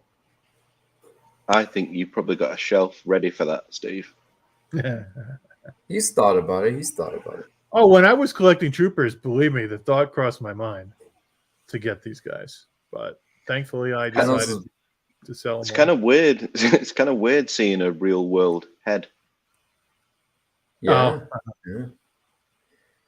I know this is going to be blasphemous, but I haven't seen a single episode of Bad Batch. Oh my god! Really? Is it good? Yeah, I like seen it. Do you like it, Rob? My son likes it. Rob sounds like he's passing a kidney stone. My, Well, this is kind of it's not the Clone Wars. I'll say that. This season's been pretty forgettable as well, to be quite honest. Yeah, I don't Chris know watches it with his boys. I haven't watched the. Did they do another Bad Batch season? Like recently? Yeah, you wouldn't know it, would you? Yeah, it's airing at the moment. I think new episodes every Wednesday. I think. Oh, I didn't know. Boy, I haven't seen it advertised.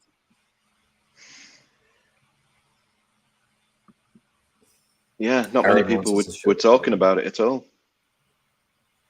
Yeah, I was saying Chris watches it with his boys, and he said that he wasn't too fond of the new season. They weren't really getting into it. Steve Aaron's been talking about his Batwing that he weathered up and wants to show, but we'll when we get through a few more things, Aaron, we'll pop it up. Batwing. We'll critique it. We'll make you feel bad. We'll send him to bed with a complex. We need a whole Batman section of the show. So, Rob, did you go for that Jazz Inc. Batwing? I mean, you could drive that thing to and from work. Shut up about the fucking Batwing. I didn't. That thing was like what? 4 feet diameter. Both of you. Go ahead, get it out of your system. Let me know. So, Steve, let me tell you something, Steve. Just don't, hope this doesn't hurt our friendship. So the reason why I sold you that helmet is because I needed to come up with money to buy the Christian Bale Batman bust. Oh, to get the okay. No, I mean that bust looks great, dude. And Yeah, I'm it not does. I'm kidding. It's an amazing I'm bust. I didn't buy it though. I'm not against Batman, especially the Dark Knight trilogy. I loved that. I think that's by far the best Batman out of all of it. But you know, this is a Star Wars show, dude. Yeah. I love these. I don't know. I don't collect too many of the licenses, but a little Blade Runner here and there. Love me some Blade Runner and some Batman.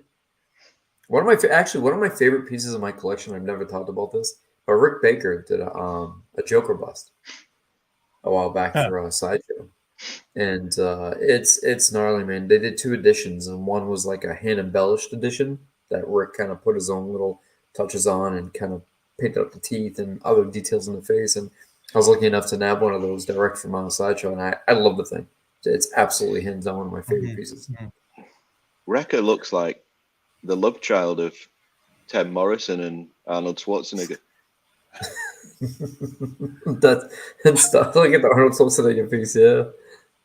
I think yeah. that for a head sculpt, a realistic head Oh, sculpt, he's of a animated that's the show, comment, isn't it? pretty good.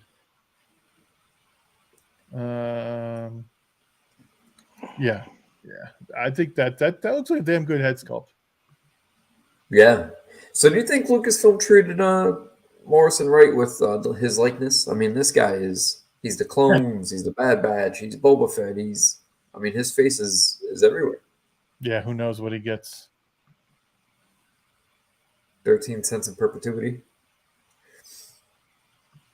George gets Thoros. I always love the line from the behind the scenes video when Carrie Fisher says, "Every time I look in the mirror, I owe George a few dollars." Yeah. Like that's a smart businessman right there. I wonder if they reuse the base body for Vizsla? Pat Vizsla and Wrecker. They must have. Possibly. Yeah. All right. Well, that looks pretty good. There's nothing better than being able to write. So think about it. When you control a Star Wars show, it's like somebody who directs and produces and directs a movie where they get to write themselves into the role with a really hot chick, right? The one that they've always desired. So if you're heading up Star Wars, I mean, what better way to write yourself as a character right into the show? I'd do it. All right. Next up is the R5-D4. Now, I thought they had announced this previously. They did. Oh no, they didn't announce it, Steve. I'm sorry. They teased it when they released the Jawas. Oh, Jawa. They're supposed to have two Jawas in this, yeah. But I gotta say, look, as much as we frown on some of the 6-scale figures that Sideshow had made earlier, back in the day, like with some of the Hammerhead, Gamorrean Guard, even the recent Lando Skiff R5-D4, some of those Sideshow figures you can't top them. They came out really, really well done and really well executed. And I still have my R5-D4 to this day, and I love it. It's even got the little holographic. Like in the 70s, in R5-D4 in the movies, you get those cheesy, hologram sticker panels around his neck. Sideshow did a great job replicating that. Is this one going to have that, though? Because they don't have it in the show, do they? Probably not. Well, he's not technically R5-D4. Oh, he is R5-D4. I don't know. Steve, when you go through the pictures, let's see.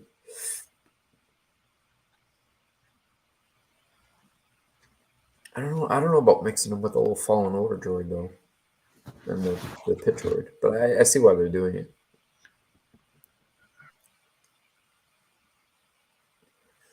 Is there a picture of his neck of R5's neck? Yes, Grogu. Get Grogu in there. There's one of R5-D4 holding Grogu.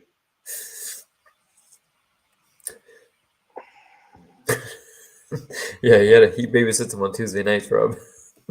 Yeah.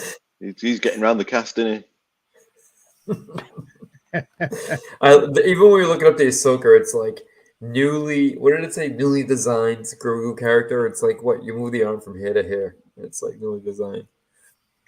So I just think they made it look like metal spikes, like little metal Yeah, they've changed it, haven't they? indentations. Yeah, but the Sideshow one, I don't know, man. They just straight up did the little cheesy hologram stickers that you see. Like when we went to middle school, we had our trapper keepers with the So is hologram this symbols. is this a set and you get R5-D4 and a pit droid and Yeah. there? Is that it? That's the figure. Yeah. Mm-hmm. Yep. And then Hot Toys is smart because what's going to happen, Rob, is people are going to buy 2 sets so they can have another pit droid, and then they're going to piece out part out the Fallen Order droid and the R5-D4 unit and sell those on eBay, and then they'll start building up their little pit droids. Oh, come Aaron on. wants the mechanic lady with the afro. The Rhea Tracy Perlman. Ullman. Tracy Ullman, even better, yeah. Tracy Ullman, you're right. Wow, she does look like Tracy Ullman. Well, 1990s Tracy Ullman. Yeah. I can't believe they keep bringing her back. She it drives me nuts. She's such a freaking Steve, corny she's character. styling. You don't like that jumpsuit she's in? It's like 1978 all over again. Hopefully, Sideshow will do a bust of her. Probably. I don't know. Wouldn't you prefer her out of the jumpsuit? Look forward. Oh, just taking it off the shoulder. Well, Hey guys, maybe we could look forward to that for the end of the year. Oh, good. the only fans version. Please give us a Sideshow for the Christmas show. Give us that. What's Rob, her character name? Does anybody know a character name? I don't even know. But here's the only problem. You can't even. So we'll you can't call even her. take a- I was gonna say we'll call her the OnlyFans mechanic lady. Yeah, about Jawa lady. Jawa lady. She's Oh, she's that's learned right. to speak. She's learned- been with Jawa before, right? Yeah. The other problem with Think that so. is Try and picture that. If you try to bet her I don't want to say Jason juice, the Jerry curl juice will stain up the betting. Oh my god. Okay. Where's God. Matt when you need him? Come on. I should have walked that one back when I had the chance. No, you really shouldn't. I enjoyed that. What do they put? What is it? What's the real word? It's like activator, right? That they put in the perms and make them all shiny and greasy, right? Like Tito Jackson, that whole look they got. I don't know. Rob knows what I'm talking about. Do you Soul think I know Glow. anything about this?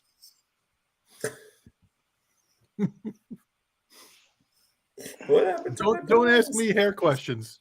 You're on the show with the wrong guys, Jason. Aaron says Jawa juice makes her hair like that. Yeah. Oh god. Keep moving. Yeah. All right. It might be. She might take a droid oil bath. She probably gets in there with the droids. That's why she's so crazy.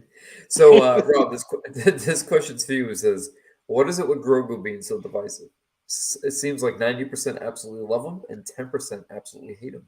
And I think you're in that 10% category. So tell us, what is it that you hate about Grogu? 10%. I'm going to query that figure. What's the point? It's just a kid singing it. It's not for me. It's not for. I think there's only so many scenes where I can see Grogu in peril, and then it cuts to the outside of the thing, and he just flies out of there. I can only see that so many times before I'm just bored of it. Yeah. Yeah, I think at this point, there's, is he cute? Yeah. Oh, he's this cute. latest show, Jesus Christ. Oh, my God. Oh, my God. Oh man. All right. It just went for really from one scene where you were like, really, to the next scene you were like, really? Oh, so bad. You seen it, Steve? But at this point, he just serves no purpose. That's the problem. There's no purpose for him to be around. But did you guys? All right, I don't want to get into spoilers, but I thought in the last episode, I could be wrong. I thought they said something about it being a she. Oh, did I miss that? We'll get into it later. Yeah, why don't we get into it? Let's talk about the show later. This is actually pretty cool. I like this. Yeah. I like this too. I really like this actually. I like this enough for Steve to get it. Oh, okay. Me and Matt were talking about what that base could be. That's the little Senate things that float, right? But it's Makes like sense, missing yep. the center because it's damaged. Yeah. Ah, okay. I was wondering what it was. We were trying to figure it out. I mean, I could be wrong, but that's what it looks like to me. The little floating Senate chair. It probably is. Yeah. Yeah, from when he kicks ass in episode 3. Yeah. See, this isn't necessarily mythos, but it's on the edge. This is more or less what we should be getting. This is a cool statue. See how his it's got the tape around the wrists and the ankles. That's pretty cool. Yeah. The clothing is is a lot more is a lot different than his standard, potato bag that he wears. Yeah. His coffee sack. I didn't even realize that it is a potato. It is a potato sack. Yeah, it really is. But it fits, doesn't it? They gave him more hair too. That was nice of them. I just, Yoda's like character number 2 for me. So it's gonna be hard to say no to this one. Yeah, you can't say no to really this one. Depend upon how the base looks, actually, because what I'm really worried about is you can see the cheesy ass flame effect that they have there. That's back there, the orange and red thing, which Steve, they look horrible. It's translucent, man. Come on. Yeah, and then the glass. I have a feeling that the base is going to look like shit, just like the other ones. So I'm worried about that. Yeah. But Yoda himself looks great. Yeah. Looking forward to seeing that. Interesting one. They'll probably have it. They've got to have it at Celebration, you think? Yeah, we'll see it in person. Yeah. I don't hate it. I quite like it. Yeah. Yeah, I like this. I like this for sure. This would look pretty good next to my Yoda stabbing trooper statue. And he would. That's a classic. I like that one. Yeah. All right. Next up. Looks like Dan is finally getting to production on Talon. Ooh, paintwork looks good. That Darth Maul he made. Oh my goodness, huh? Ooh. That thing is a banger. What's that? Dan's Darth Maul. Yeah. It looks magnificent. Yeah, I'm not so sure about the pose. Most Talons, I don't care for the pose on them. I don't know. I'd have to see the picture all over again. Quite a challenging paint job, though. All these lines got to be pretty straight.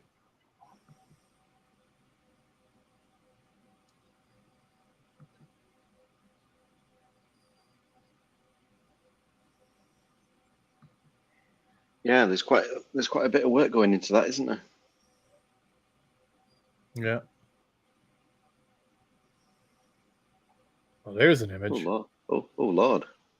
Not safe for work.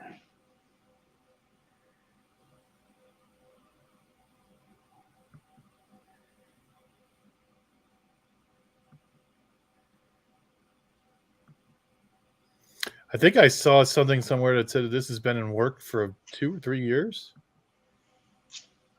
Maybe when I exit the photos, we'll have an idea.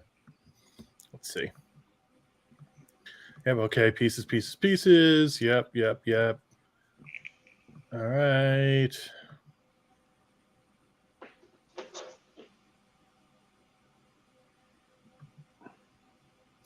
All right. Let me see what the count was. Oh, so nothing. Aaron's commented on the 90s tribal there. Does he think it's dated a little?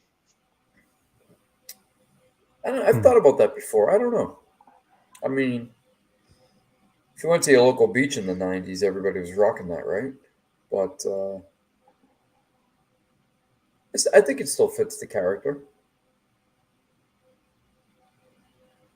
Oh, this is an interesting question. So they're talking about the chosen one in the back in the comments. We'll have to bring that up when we talk about Mando. Yeah, I don't. Do you recall what they were talking about? How long this was taking? Like it's like been 3 years or something. No. All right. I don't know if they're all being I painted don't by hand. My hat goes off. Yeah. I tip my hat All to right. on that one. And then Dan posted I guess this is an interest post for a collaboration that he's doing with Fitzgerald Lewis from EA. And they're talking about doing a Cal Kestis. Hey, it's the kid from Shameless, isn't it? Right? You never watched that show? You never watched Shameless? No. And then no, we had a UK Shameless. It was different, and never played the game either. Yeah. Well, I think any successful show you guys have, we just gonna rip it off, right, Rob? The Office, Shameless, and then we I don't pretend know. it was already there. I think that works both ways, doesn't it? Yeah. Steve's saying, "I love this. I'm buying this." Oh yeah, Steve's even got his limited edition PlayStation 5 controller paddle with this Calcassis guy. Yeah. No, I will I not. never been big on the video games, but I did play. What was the one with Sam Witwer? The Force Unleashed. That was about a decade ago. Man, that game was awesome. Yeah, I We played just that. used to, like crushing the walls and throwing stormtroopers around. I just Yeah, loved it. what- That game was badass. What game is this then? This he fights. This is where the Inquisitor is the second sister. This is where they come into. Yeah, you've lost me. I think. You've lost me. Star Wars Jedi Survivor is what this is for.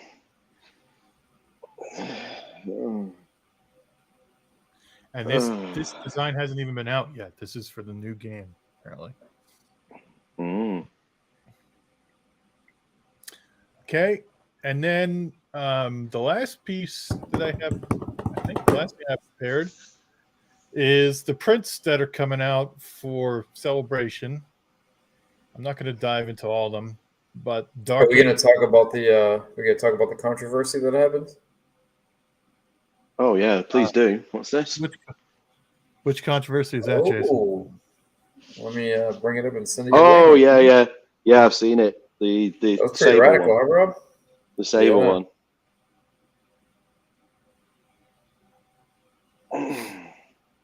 So these are the prints that came out. They came out at noon Pacific time today. I have the full Reba costume, Yeah. and I wear it in private. Oh, that's her name, Revo. Okay, that's even better. This I impale one, myself on a lightsaber. I bought this one. I have Lindsay's other Ahsoka print, Soka on Wolf. which is a lot nicer. It's a lot nicer than this, but I'm kind of a fan of Lindsay and Ahsoka, and I think this might be nice next to the other one. So I think that there's a lot of detail you can't see here, especially in the background. There's like the Mortis trilogy symbology back here as well. So They're quite small. They're quite small, these prints, aren't they? this one's is going to be 3 foot by 1 foot. No. Oh shit! They made it smaller. 9 by 22. Oof, that's tough. That's fucking lame. Now I'm not. Now I don't even know why I bought that. Then fuck that. 9 by 22. What fucking size is that? You can put a border on it. A mount. I have a 3 by 1, 3 foot by 1 foot by her. Ahsoka looks amazing.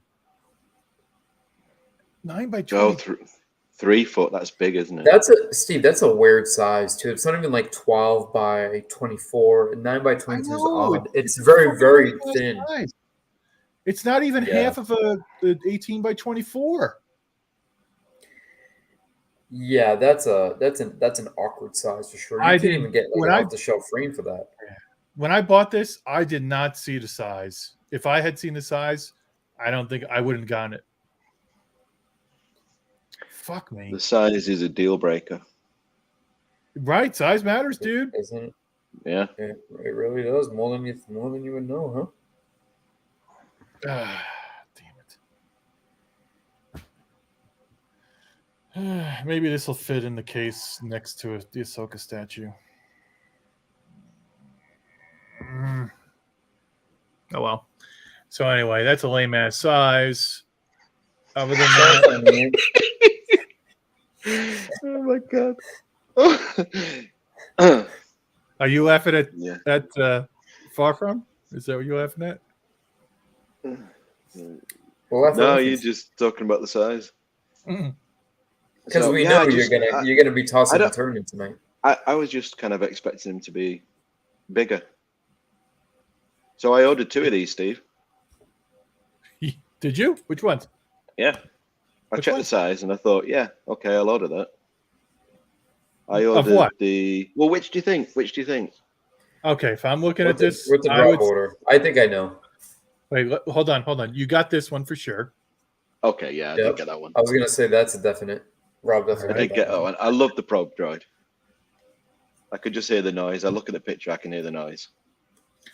And you I got this one. wouldn't to be go with surprised if you statues. got the prequel one. Yeah. You got this one to go with your statues. I didn't. Oh, I would have guessed I- that. I was gonna guess that too. The other one I got, Hold the on, other one I let's guess. got was actually for my son. Oh. For your son. Let's see. What's he a fan Oh, of? Maybe then you would have gotten there Padme. Got him No. Padme, right? No. No? What? No. What? It's the Grogu one. It's Is gotta there a- be this one. Yeah, that's the one. Yeah. That's the one? Yeah. That's the one. He's a big Clones fan. He's a big Rex fan. This is Yeah, another sure. weird size, 11 by 16. Steve, look at that. Yeah, Oh, it's look like at that sizes. A3, isn't it? How the fuck That do you is frame this shit? strange. How do you frame this? Even if you frame it, where are you putting it at 11 by? That's a weird size. Mm. Yeah, it's quite You small. You can't go to a store and buy a cheap ass frame for this. Every one of these is a custom No. frame job. Every one. Literally, yeah. Mm-hmm. But this would look this piece right here would look beautifully done in a custom frame. Where is the I like freaking the- place where I could put a comment? Can I put a comment somewhere? Oh, know what I'm realizing, Rob? Look what print isn't up on there. I wonder if they pulled it. Oh, the Kenobi one. The The Luke Sable one. yeah. It seems to be missing. Luke one? It There's does. a Luke over here. You can get this action No, so figures there's- fighting each other. Robot chicken. Yeah. That's what I thought. That's exactly what I thought it was, the robot chicken one, yeah. Look at it. 29 and a half 25 by 25. 29. That is strange. You know why? That's- Because it's the fucking metric system. It's because of you people and your damn metric system. You people. Whoa. This is Ah. nothing to do with me. It's your metric system that's fucking this up. They want to have He's like, fuck you. Fuck you driving on the left side of the Well- road. Fuck your tea and biscuits. Fuck your metric system. Fuck your metric system. what size is this? 16 by 24. Okay, there's a reason. At least that's not bad. She looks pretty damn good too. That's pretty good. 16 by 24, huh? I wish I saw the Grogu one earlier. It would have been fun to get that for Rob, put up in the shop right there. This one here. Yeah. Art Gugro. They try to make it so 18 fancy. by 24. There we go. Now we're talking That's good normal. sizes. This one looks weird. This one's going to be a weird size, right? 11 by 17 is pretty normal. It's not great. I mean, it's kind of tiny. Yeah, it's small, isn't it? It's a printer size. It's small. Have they reduced the size of these for this year to save on a bit of money or something? That Victory and Death one's kind of neat. Dude. 19 by 13. That's another ridiculous size.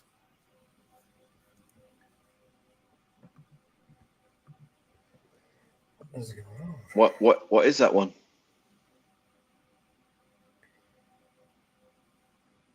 Is it the N1 Starfighter with like? Sorry, I missed that, Rob. What was that? What is that? It's a U-wing. All right. Oh, it is a U-wing. You're right, Steve. Wow. Okay. Yeah. It's just got a really weird mat on it. Like, just kind of odd the way they did that. And that makes it difficult for anybody who wants to go and get a custom frame done because you have so much white to cover. Yeah, that makes it more expensive too. With my Dave Dorman prints, what I had to do with those is I had to get a custom mat that covered up a lot of the extra crap border, right? So that it would fit in a frame. It would have an even. I really don't like having like 3 inches on the top and a half inch on the left and right. A half inch on the side makes no sense. Yeah. Yeah, it doesn't make any sense. So then what you do is you wind up getting a matting that covers the top and the bottom, and then that extends the left and the right. Yeah. So in the comments there, they did pull the saber one. They pulled it, huh? Yeah. So what was okay? So you got a link or something that I can pull up, Jason? I don't, but Chris Travis. So basically, the image said hope, right? And it had sort of like a schematic style. Like when you see like photogrammetry or kind of like inverted, like digital style, like imagery. So it was a saber, like an Obi-Wan hilt, kind of broken into parts. Okay. Then you had Luke's robotic hands at the bottom of the image like this, and then you had the saber, and then it said the word hope, in a very like kind of Tron aesthetic. And so Chris Travis was like, "Hey, if anybody didn't notice this, like I want to bring it to the attention." But myself and someone else had worked on this particular like exploding saber, and he had the picture of the actual saber, like the actual image of it. And then it was a cover of Empire magazine, the movie magazine of the hands, the robotic hand from Luke, and it was the same exact everything from the size, the lighting, etc. They just turned the hand from this way and inverted it this way, and then the saber, everything on the poster, literally, Steve, was copy and pasted, other than the word hope. So then, this is what's interesting, right?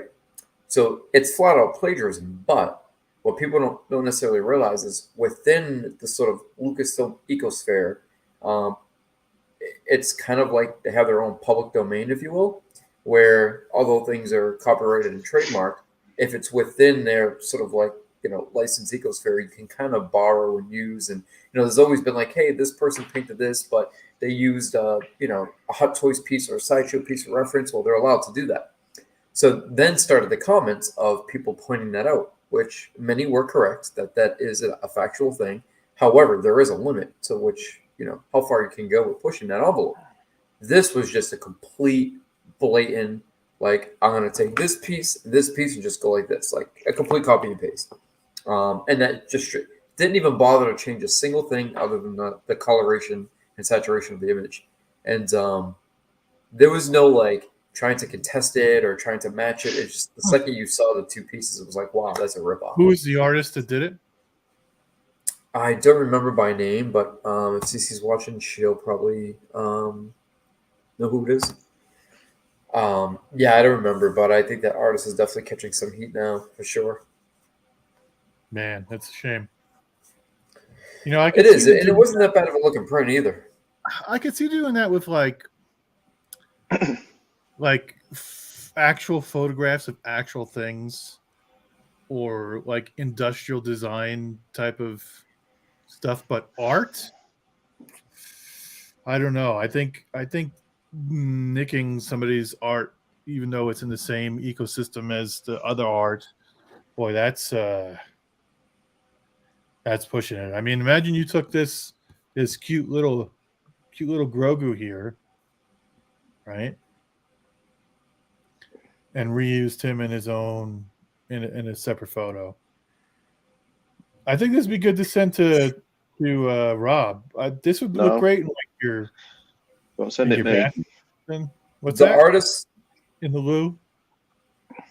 No. Steve, the artist's name was Ashraf Omar. But here, I'll send you a picture of your phone. Oh, Cece just put out it of on the curiosity. yeah. Oh, okay. Let's see what kind of work they do.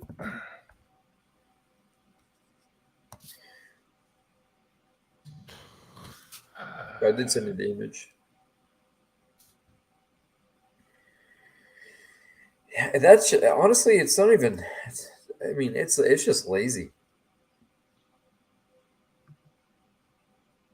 I want to see artwork, not people.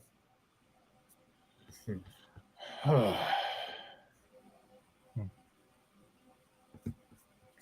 then Spelled here's right. the magazine cover. You know, it's interesting when stuff like this happens, right? I don't think it should be, this immediate off with its head type of mentality, but No. I do think it brings up good conversation to, discuss and, talk about whatnot. So what is this? Is this the picture of the artwork or is this other stuff? No, that's the poster that got pulled. That's one of the images of the magazine cover that got taken from. And then wait I a can't second. find These are the I don't think these look at all like each other. Hold on a second. I gotta all right, let me pull these up, pull down the photos, and then we I wonder how many people would have been interested in buying this one. I know it's actually not that bad of a print, to be honest.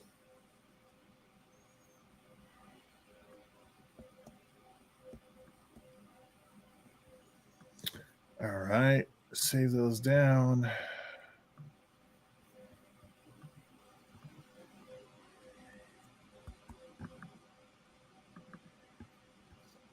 All right. So you're saying that these two are copies of each other. And I'm trying to find the third piece of the puzzle for you, which is the saber at the hilt. Okay. So in this case, let me share my screen. So in this case, you're saying that the hand was just taken in. Okay, and now Yeah, you got it's bang on. Yep. And then the saber was literally just same thing, an actual real photo of a split up saber, and it was just a copy and paste. It's unfortunate because aesthetically it's nice looking. They did change a little, didn't they? Isn't there a couple of components that are changed? I think on the hilt he may have changed a few things. Well, maybe the hilt, but certainly not the hand. Where are you seeing the difference in the hand? The hand is no difference. The hilt's got a different piece in it, I think, at least one that I saw. Okay. Yeah, I woke up to this morning, the scandal. There's always going to be a scandal. It wouldn't be Star Wars collecting if it wasn't a scandal. I wouldn't have been buying this print anyway if it was available. No. It's not that bad though. It's not. I like it. It's interesting. Although Steve, it's probably like 13 by 16 or something. Yeah. Yeah.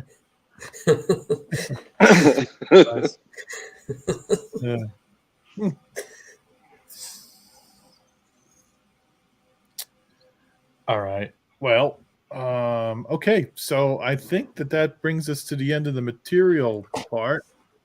Oh, so Cece was interested in buying that one. Good for her. Maybe he'll still be at the show. Cece will buy a ton of prints. She must have had a super hard time choosing like only 10 out of those prints that we just saw that are up for celebration. So you know what the smart thing is about that though.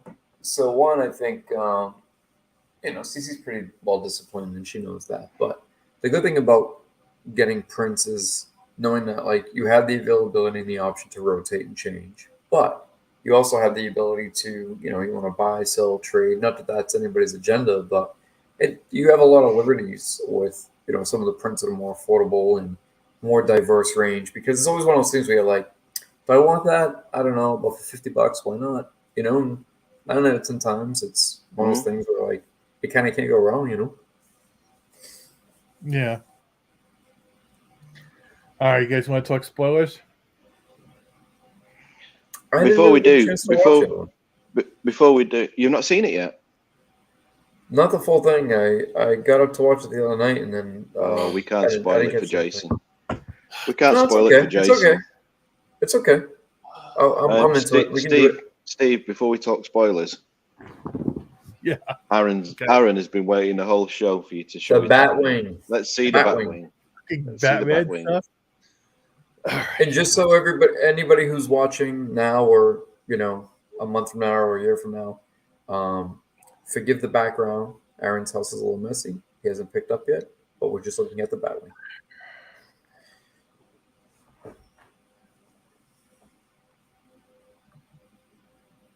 Jason makes it sound like he's been around there. No, I just saw Aaron share it earlier, so I just thought of that. I'm like, I said that a little too confidently, didn't I?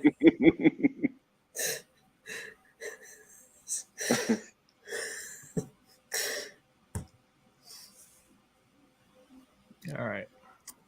And also, from what I gather, Aaron, correct me if I'm wrong, but I think he did the weathering on this, or added weathering to it.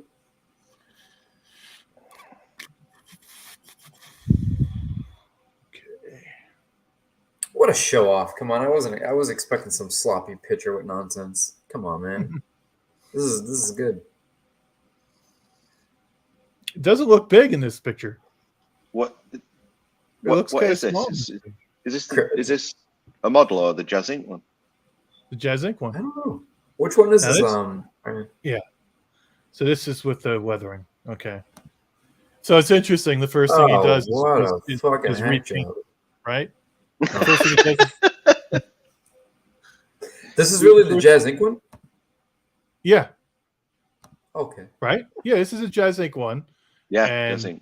And the first thing he did was fix the paint job on it. Because the paint jobs are just not good, dude. That's ambitious. Isn't this like a $2,000 or $3,000 piece, if I gather correctly? Oh, really? That much? I don't know. I mean, look at it. It looks like a new car. I don't know. It's got to be expensive. Jazz Inc. usually isn't that expensive. Oh, okay. So I wonder if all this was something that he added to the frame around the cockpit, or was it primarily this thing is a beast. Rob, are you regretting not getting this thing? And I like the Batmobiles, but the flying craft, I don't know. This thing is nuts. Picture like having the proper lighting on it, so it like makes the bat signal on your wall. Woo. Yeah. Yeah, it's interesting. Yeah. As far as Batman stuff, Batwing doesn't get me all excited. I think the paint looks nice though. Yeah, the paint job's actually this is okay. Is so this is the messy house that he was talking about, because he's got it looks like a regular house. He's got food strewn all over the place and luggage and groceries that have been put away. I'll tell you that, Aaron. If you don't have kids, then this image isn't okay. If you have kids, then it's not. If you don't, then you're in trouble. Clean your house up. No, I'm kidding. I gotta say, Aaron, I'm not even trying to be polite, man. This is good. This isn't bad at all. Yeah. It definitely has more of the like it should look, right? Like it's been windswept, right? Yeah, I was gonna say that's the word. I couldn't figure out the word, but yeah, that's a good way to do it. Yeah, as it should. Weathering always looks nice, though, doesn't it? Yeah. When it's done, well, I don't know what when it's done right. What the standard paint looks like. Is this the? Yeah, I can't tell from here. I think it was just black. I don't think there was any real like element to it. I've been seeing a lot of pictures of it, but again, pictures it's so hard to get detail and images. It's funny because if you look at Batman in the cockpit, it almost feels like the vehicle's undersized. I'm sure it's Really? to scale, but it looks, I don't know, the design looks undersized for a six scale figure, to me at least. I mean, look how well, maybe it's because the cockpit is such a It's the very overall close. the overall fuselage length is pretty short, and most of that's taken up by the cockpit. That's probably what's Oh, I getting see me, what you're saying now. right? Okay. I mean, if you look at the, here's the cockpit, and then the fuselage is only a little bit longer. So So, that's Steve, you probably got to ask yourself, Yeah. what did they do with his legs? Where are his legs? There's room in Bro. there for legs. Well, see those two long. But it does give a. It see those does two throw long- off a little where bit. his legs are. His legs are in those long pointy things that go forward. He's stretching them out like, I needed that. There's plenty of room there. If you've ever seen an F1 car with the front of it ripped off and you still can't see the feet, there's plenty of room. Yeah. I like it. I didn't really consider it when it came out, but I'm glad it has come out because I think it's good to see 1/6 scale vehicles. Why Yeah. not? I think, excuse me. I think hats off to Jazz Inc. for doing it. Yeah. Well done. I will say next time a fan of the show sends in some artwork, could you please clean your room up first? That would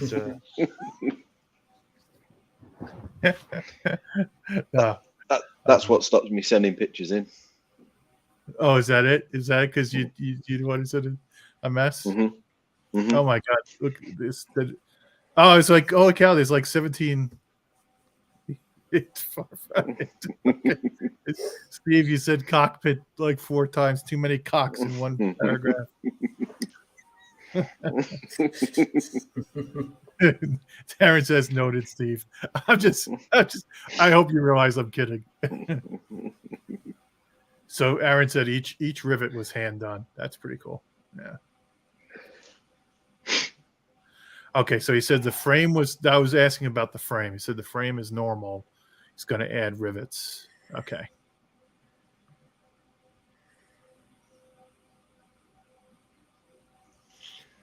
Yeah. All right. Very good. Okay. So, all right. Well, can't talk spoilers.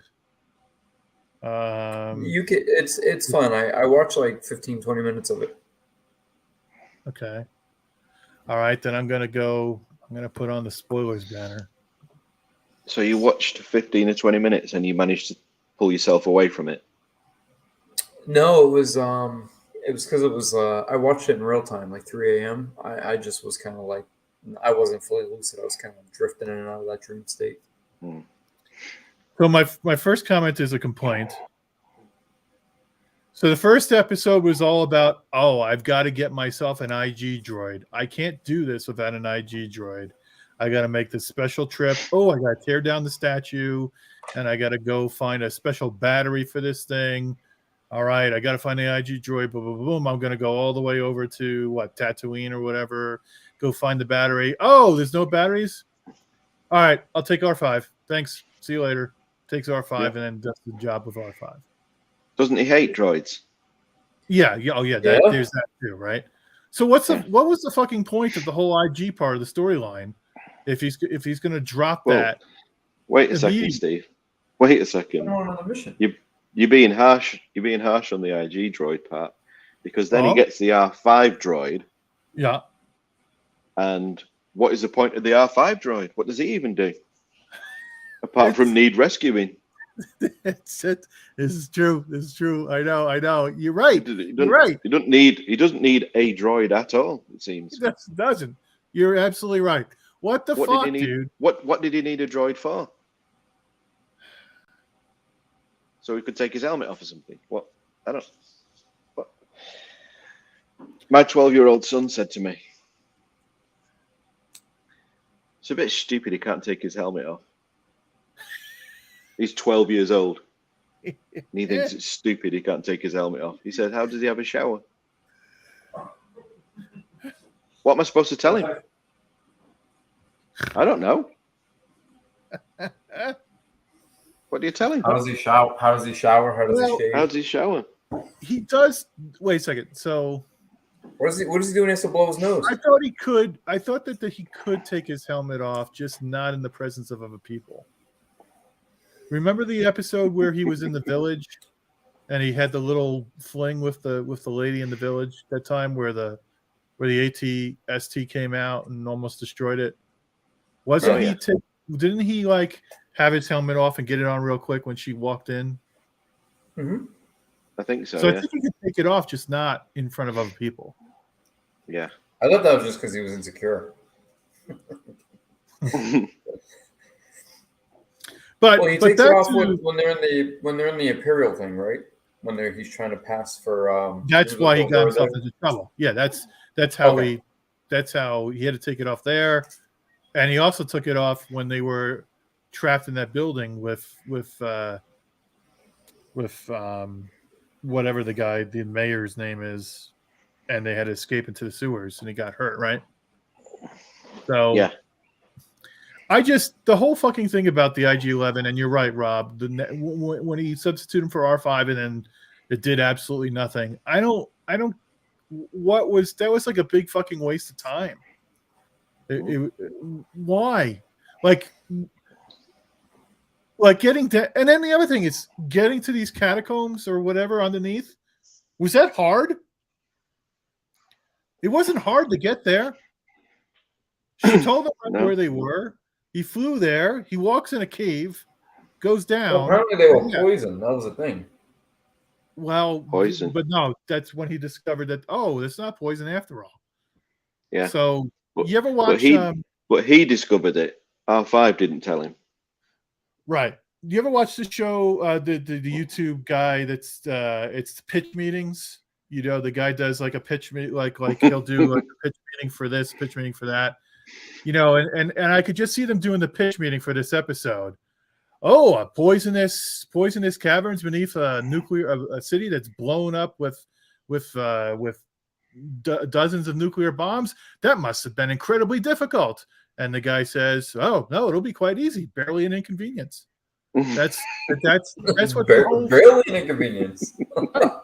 That's if you guys watch the pitch meeting, that's what he says all the time. It was barely better myself to get down there. It was what the fuck? I think, and then those guys that jumped out and attacked.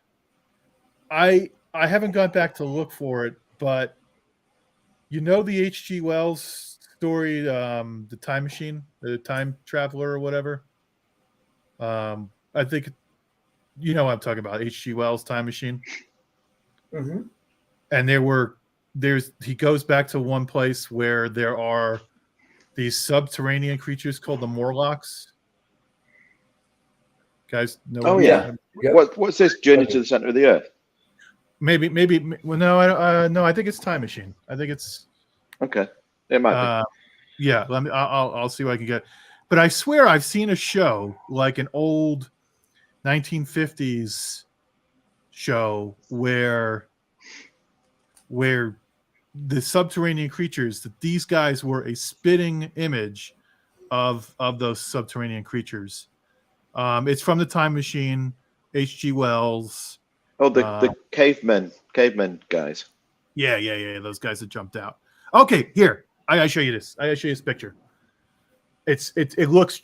This is exactly who I was thinking of when I was seeing it on the screen. All right. This is going to be looking for more locks. So the whole bean has pointed out in the comments that R5 did tell him that the atmosphere was breathable. Oh, he did. So he did. There was a point to him. Okay. All right. This is who I was thinking of when that would have been way better. All right. When the guys kept jumping out, he totally reminded me of Time Machine and the Morlocks. No, I'm not thinking. Like it, yeah.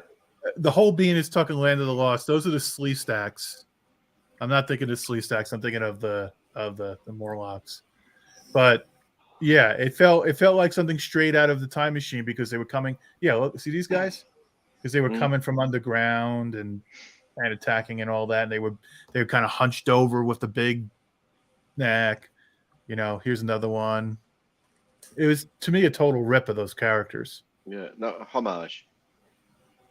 Well, that could be it because they do that a lot, right? Don't they? They do that a lot in Star Wars. But those guys are just kind of, those are another example of low budgets, like the Gamorreans. Remember the Gamorreans where they The skinny, the huge skinny letdown, Gamorreans. right? It's huge letdown because all they were just large people that they painted green. In this case, it felt like they were large. They were large people that they put a couple spikes on the back and painted brown or whatever. No, I think they were pretty lame. I think the one that Grogu dispatched definitely looked like it was a big latex suit. It looked like pure rubber. Yeah. Oh, this is interesting.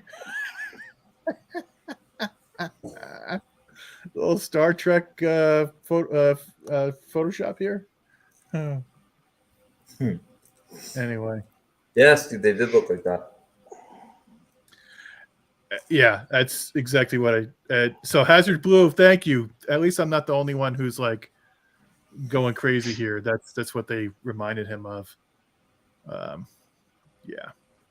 So I thought that okay. So here's another thing that was inconsistent. So Bo-Katan is like sitting on her chair. Yeah. He comes walking up. He asks for help. She's like, "Fuck you! I'm not giving you any help. You go." You go do it on your own. I'm just gonna keep my ass right here on this thing. You're dumb. Yeah, this comfy stone slab. Yeah. So he goes off, gets himself in trouble, tells R5, go get help. R5, that's reason why. Grogu. No, Grogu. It was Grogu. It was Grogu, right. Grogu goes, she says, you again. What the hell are you here for now, right? That sort of, is he out there? She walks up to the vehicle and it's like, it's even better than that, isn't it? Why are you here, you schmuck? Get lost. We're going to time to get lost. Oh, he's not here. I better go and save him. Yeah, he's not here. He's in trouble. Oh, I'm on my way. Come on, boy. Show me where. Come on, boy. Why? Why would she go? See, I didn't catch that. So she I remember her in the first episode telling him to go like, "Oh, go run, Din Djarin, you clown!" Like, but then when he wasn't there, it was like, "Oh, he's in trouble. Let's go save him." I didn't catch that. Grogu had to get her to rescue him, and literally when the plane landed, you couldn't see him, but she thought he was in the plane, so she's like telling him off, like, "What are you doing back here? Go away!" As soon as she found out that he wasn't back there, as Rob said, "Oh, I better go get him." Jeez, huh? Yeah. The only thing that I thought was somewhat okay. So then, he finally gets to the water. He takes a few steps into the water, and then immediately sinks. Right? She dives into the water. For some reason, she felt like she needed to rescue him. Because he didn't have his armor on. He didn't have his armor on, so he sunk down. Well, he didn't have his jetpack, I should say. He didn't have his jetpack. So she jumps in, has to swim like 100 feet down into this thing to find him. That's, you would think that they would have a sign up next to the water that said, "Warning, deep water." Deep water. Or like freaking like no swimming. A floating fence or something says, "Don't go past this point." Yeah.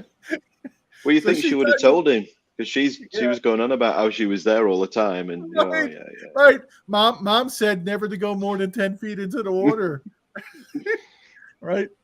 So he sinks to the bottom. She goes to him, and then on the way up, they swim past the mythosaur. Right. And then it ends, right? And so you don't know what's good. Obviously, the mythosaur is going to come out and and he's probably going to ride the mythosaur or something like that, just to do a throwback to the Christmas special. But I don't know. I thought the whole thing was underwhelming and contrived. You, Rob? Yeah, it's just so yawn, isn't it? I don't know how much more I can take before I really have to stop watching. And that's sad. That's sad. Well, if you watch the Book of Boba, which is so much worse, you could get to this. I think we're getting there, though. I think with a little work, this could be as bad as the Book of Boba. Yeah. It's, well... You know what sucks, too, is coming off of something like Andor and then going to this. That's what's bothersome.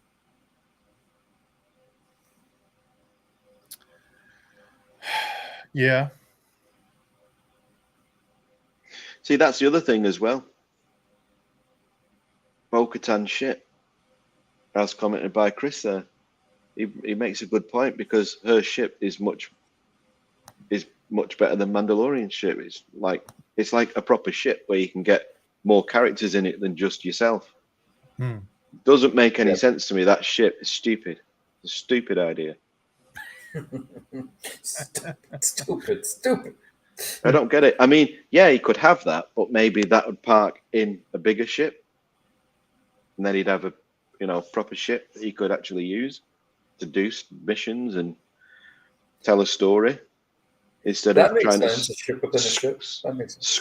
squeeze everybody into, well, squeeze a droid where you can't even fit his legs into the ship, and then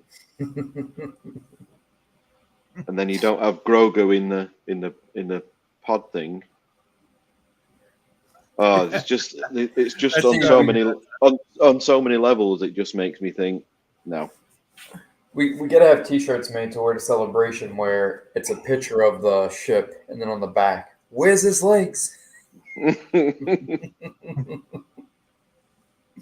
No, it's just there is what I didn't like. I didn't see the mythos. That makes sense now because Chris texted me earlier. He was like, mythosaur, and I was like, huh? He's like, didn't you watch Mando? I was like, not all of it, but I didn't like the whole. Like, me and Matt talked about the fear of, like, is he going to have to go on another mission? Is this going to be like The Legend of Zelda all over again? And as soon as he starts with the IG-88, like, oh, I got to go find his leg. Oh, I got to go find his battery. I got to go, I hope it doesn't turn into that. If it does, yeah, that's going to be a nightmare. And then we're just watching 7 episodes of them building, IG-11 or whatever from piece by piece. Yeah, somebody took IG-11 and cut his parts up and scattered them to 7 different points of the galaxy, and he's got to go from place to place. And farthest points of the outer rim. Yeah. But most of the parts are going to be on Tatooine with the way they're going. I'll bet you the biker gang will have the Vespa gang will have some. No, but they dumped it, right? As soon as she said, "I don't have a battery for you," it's going to be difficult. He's like, "Oh, fine, okay, I'll take your R5," and the whole IG-11 story was stopped right then and there, done. That's over with. So he wasn't against the R5. Like, the whole point was not like. No, well, he put up for about 3 seconds. His. I shouldn't say it. No, for like 3 seconds, he said no. Okay, fine. Is what wound up happening? He said if that's all the mechanic, the budget, the Java. That's the budget and the creativity of this show. Then okay, I'll take it. Stick it in the shit. Don't worry about the legs. I don't even need the legs. Is it cheaper without the legs? Oh man, we lost the legs in the archives. It's gonna have to be the body only. Oh, good. But yeah, Bo-Katan stole the show, didn't she? Basically. Yeah, she's doing a great job, Kitty Sackhoff. She's killing that character for sure. She really delivers. It's just a shame that they're not giving her much to work with, really. Because she seemed dead against about even. It was crazy. Like, you get there and it's like, oh, the atmosphere is breathable. And it's like, what? Nobody else bothered to go. They just all sat around like, it's all been destroyed. You never actually went and looked for yourself. What? Oh. Right. Yeah, it's definitely lazy that's- writing, Rob, for sure. Yeah. No. Nobody could. That's the Nobody other thing could. too. They all want to go there, but they can't be asked. The dark saber. Okay.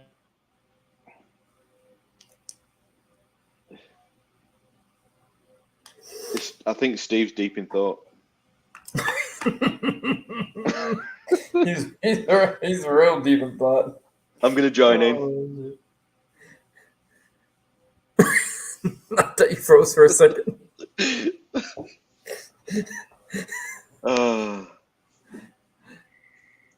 He gets so serious when he's reviewing the show. He gets so serious.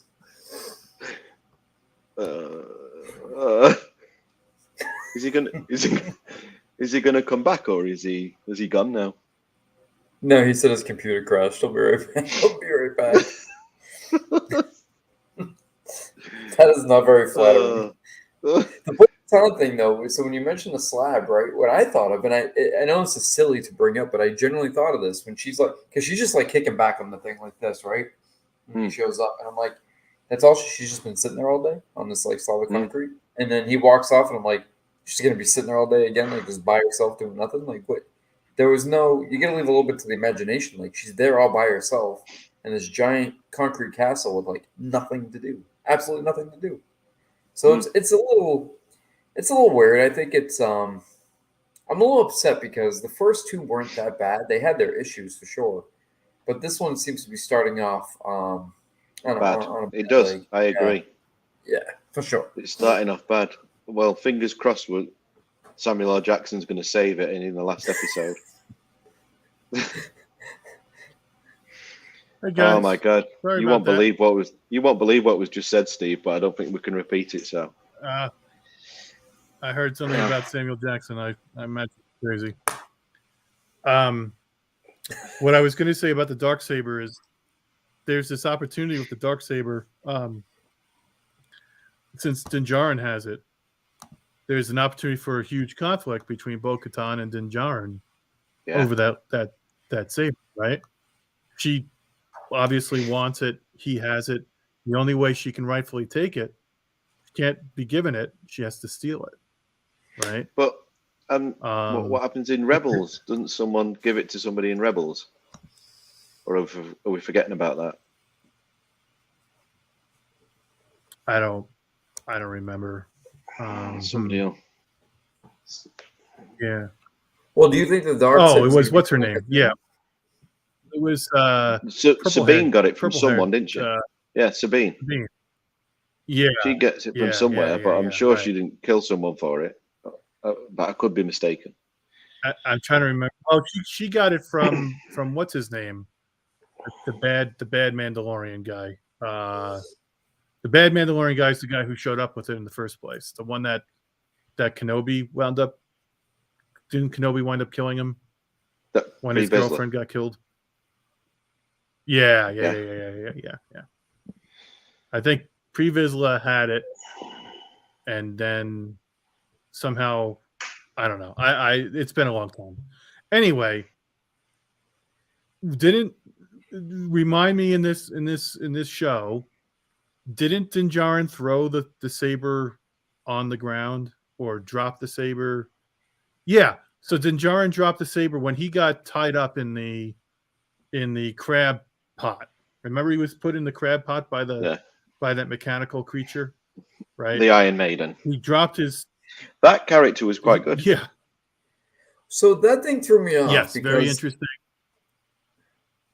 So I saw a decent amount of it. So it was like when I first saw it, and I'm not making jokes. I'm being serious. So when I saw the eye, it reminded me like a hut eye, right? So I didn't know if it was going to be like the little Jabba guy from the cartoon.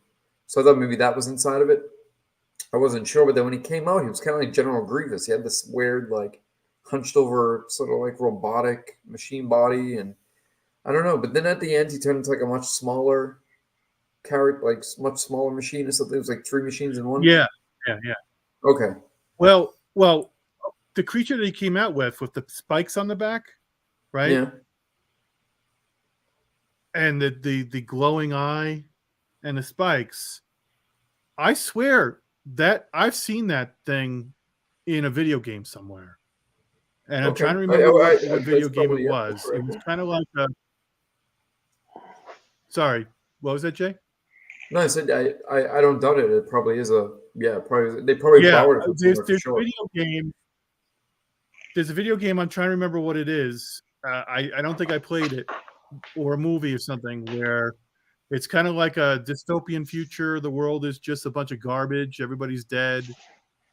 There's like a robot creature that's wandering around, and it looked just like that. And the whole time I was looking at that character, I'm thinking, I've seen this thing before. I've seen this thing before, and I had to figure that out. I don't know, but that was a cool creature. It was. Yeah. I agree with you, Rob. I thought that was great. But he dropped the saber, the dark saber, and didn't she? When she came in to rescue him, the saber was on the ground, right? Do you remember what happened with it? Did she pick it up and give it back to him? Does anybody, Rob, do you remember what happened with the saber there? No, just trying to think. Don't know if he picked it up. But she does get it later on. Is that? No, she picks it up. So if she gets it later. Yeah. No, she picked it up because she cuts that crab thing up with it. Right. So, but then she gave it back to him, didn't she? Yeah, because she's got to take it off him in combat. I guess but what keeps happening is there's an opportunity for them to have that combat, to have that struggle, but they don't do it. She just, if you're her, I mean, are you just handing it back to? I mean, how many times is she's going to hand it back to him, and they're not going to ever fulfill that potential for conflict between them? I guess is what I'm getting at. I don't think. But then, I doubt it's going to happen, is it? Well, no. Now that what the whole bean says, which makes a shit ton of sense, he says you no longer needs the saber. All you need is to ride the mythosaur. Yeah, but is she going to ride it? So that's the next episode. Or is he going to ride it?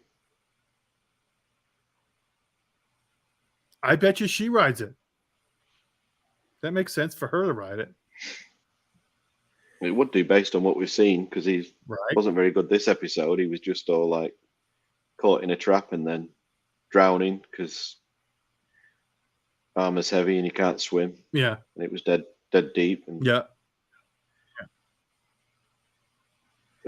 So I'm trying to do some research on that robot thing, and it's funny. So they're going over like Easter eggs that you would like potentially miss in the show, and it says General Grievous ? And it said no, that's not him, because that's the feel that I got, was like a General Grievous feel. The mad scientist thing, living in the depths of Sundari, seems to be a brand new creation, but clearly shares more than a few similarities with the infamous Clone Wars general. The foe seems to have one organic being before it. Yeah. Geonosian. Isn't that those like spider that like fly people or something, right? Yeah. Okay, that's interesting.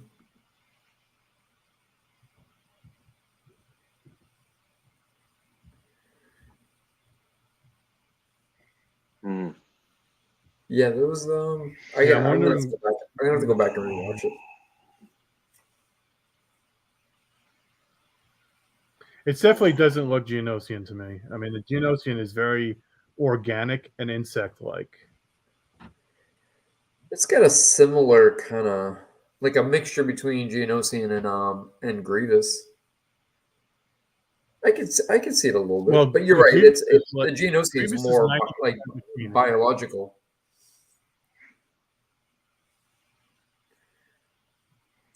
Oh, I wish I knew what video game that was that I'm thinking of.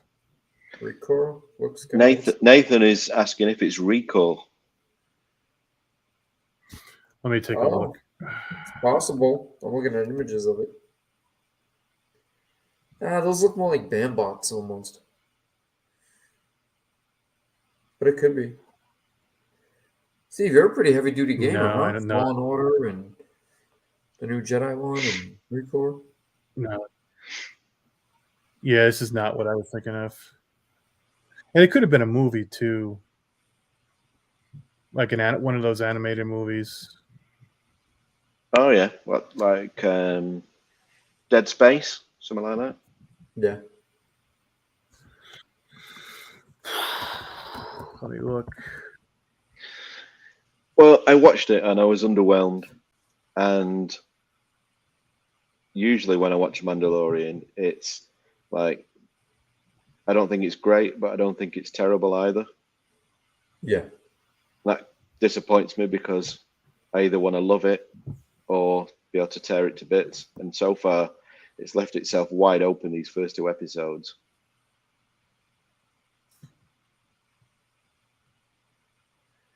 I think it definitely leaves a lot to be desired. And my concern is that Book of Boba Fett started off like this. It started off in a weird way where like you're like, okay, I'll watch, but it's really not capturing my attention. Mm-hmm. So I'm just nervous as to where this is going. And it's also starting off too, Rob, in that weird, like the first episode was only like 27 minutes. The next one was like 43 minutes. Like, I don't like that they're all over the place. Make it a half hour, make it an hour. Like these random times is just, that throws me off a little bit. Yeah. But we'll see. Maybe they can. I don't know. At this point, I'm thinking they're all about Ahsoka, to be honest. Yeah. I think they've moved on to that. I think they just kind of moved on to that, and this was put back, wasn't it? Yeah. This was put back months because this should have been last year when season 2 finished. November originally. Yeah. So they put it back maybe 5 months.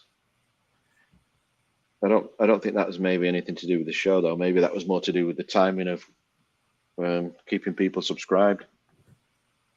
That too. I'm just way too cynical. I just want some good Star Wars. Just give me some good Star Wars, please. Well, I think until Mando comes back, that's going to be a tough one.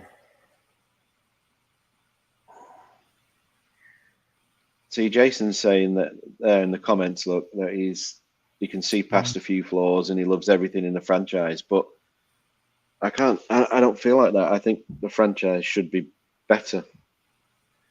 Star Wars is bigger than everything it should be. Everything that they make should be of that much of a quality that you don't even compare it to other TV shows. It's standalone. It's Star Wars. Yeah, and part of the problem too, Rob, is they can do better. So why not do better? They can do it. Crazy. Yeah, so what I was thinking of is the movie 9. It's an animated movie. Yeah, I think this is not exactly it. Let me share my screen. Entire screen. So I was thinking a movie, it's called 9, and the creature is called a cat beast. Okay. See the spikes on the back? Okay. It's robotic. Yep. It's got spikes on the back. Not when he was in that middle mode where he came out of the big machine, but he wasn't the tiny guy yet. Like this. Yeah. I think this is what I was thinking of. Was this oh yeah, I've not seen this movie, but I know what you're talking about. Yeah. See here with the glowing eyes and all that. Okay, yeah, that's what I was thinking of. I think there's a good amount of difference, but I think that's what I was thinking about when I got it. And I think Jason Holmes is right here. They gave Lost in Space vibes as well, like the modern Lost in Space, maybe. Yeah. Okay. All right. Well, yeah, I don't know. I think that if I'd give that whole episode a C if I was giving it a letter grade. Yeah, I agree with Hazard Blue there. C's good. Yeah, I think it's not quite a B or an A, so C's good. C. C minus at best. Yeah, As Blue Andor says, was he a breath wants of the fresh air. road. Over. Yeah, I agree with that. Yeah, man, Andor for sure. Finally, well written show, but okay, all right. Well, it's been fun talking tonight, and all that. Good show. Let's see. I think the next show may be a Saturday show. The UK contingent is kind of itching to get on again. Okay. Nathan Hawker has been asking to do a show for a while now. Yeah, that suits and me. I've wanted to do one. So I think, yeah. I think I'm going maybe the back next to bed one will now. be on Saturday. Yeah. And then as far as the one after that, I think the one after that will be in Celebration London. at that point. So Oh, yeah. Oh, that's good. Yeah. That's on my time as well. Well, I think we're going Yeah, I to be don't know doing what we're going to do that. We're going to be doing a stream from Celebration, right? Yeah, at 3 a.m. Yeah.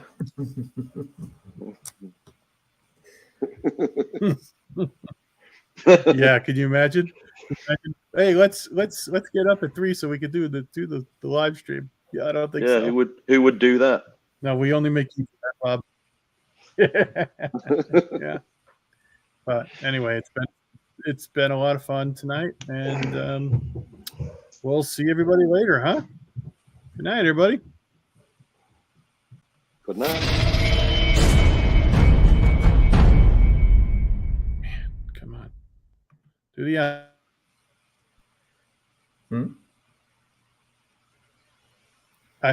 sorry, I'm still waiting for the outro to play here. I'm having issues. I'm going to just try to end the broadcast. Oh, what are you doing? Come on, end.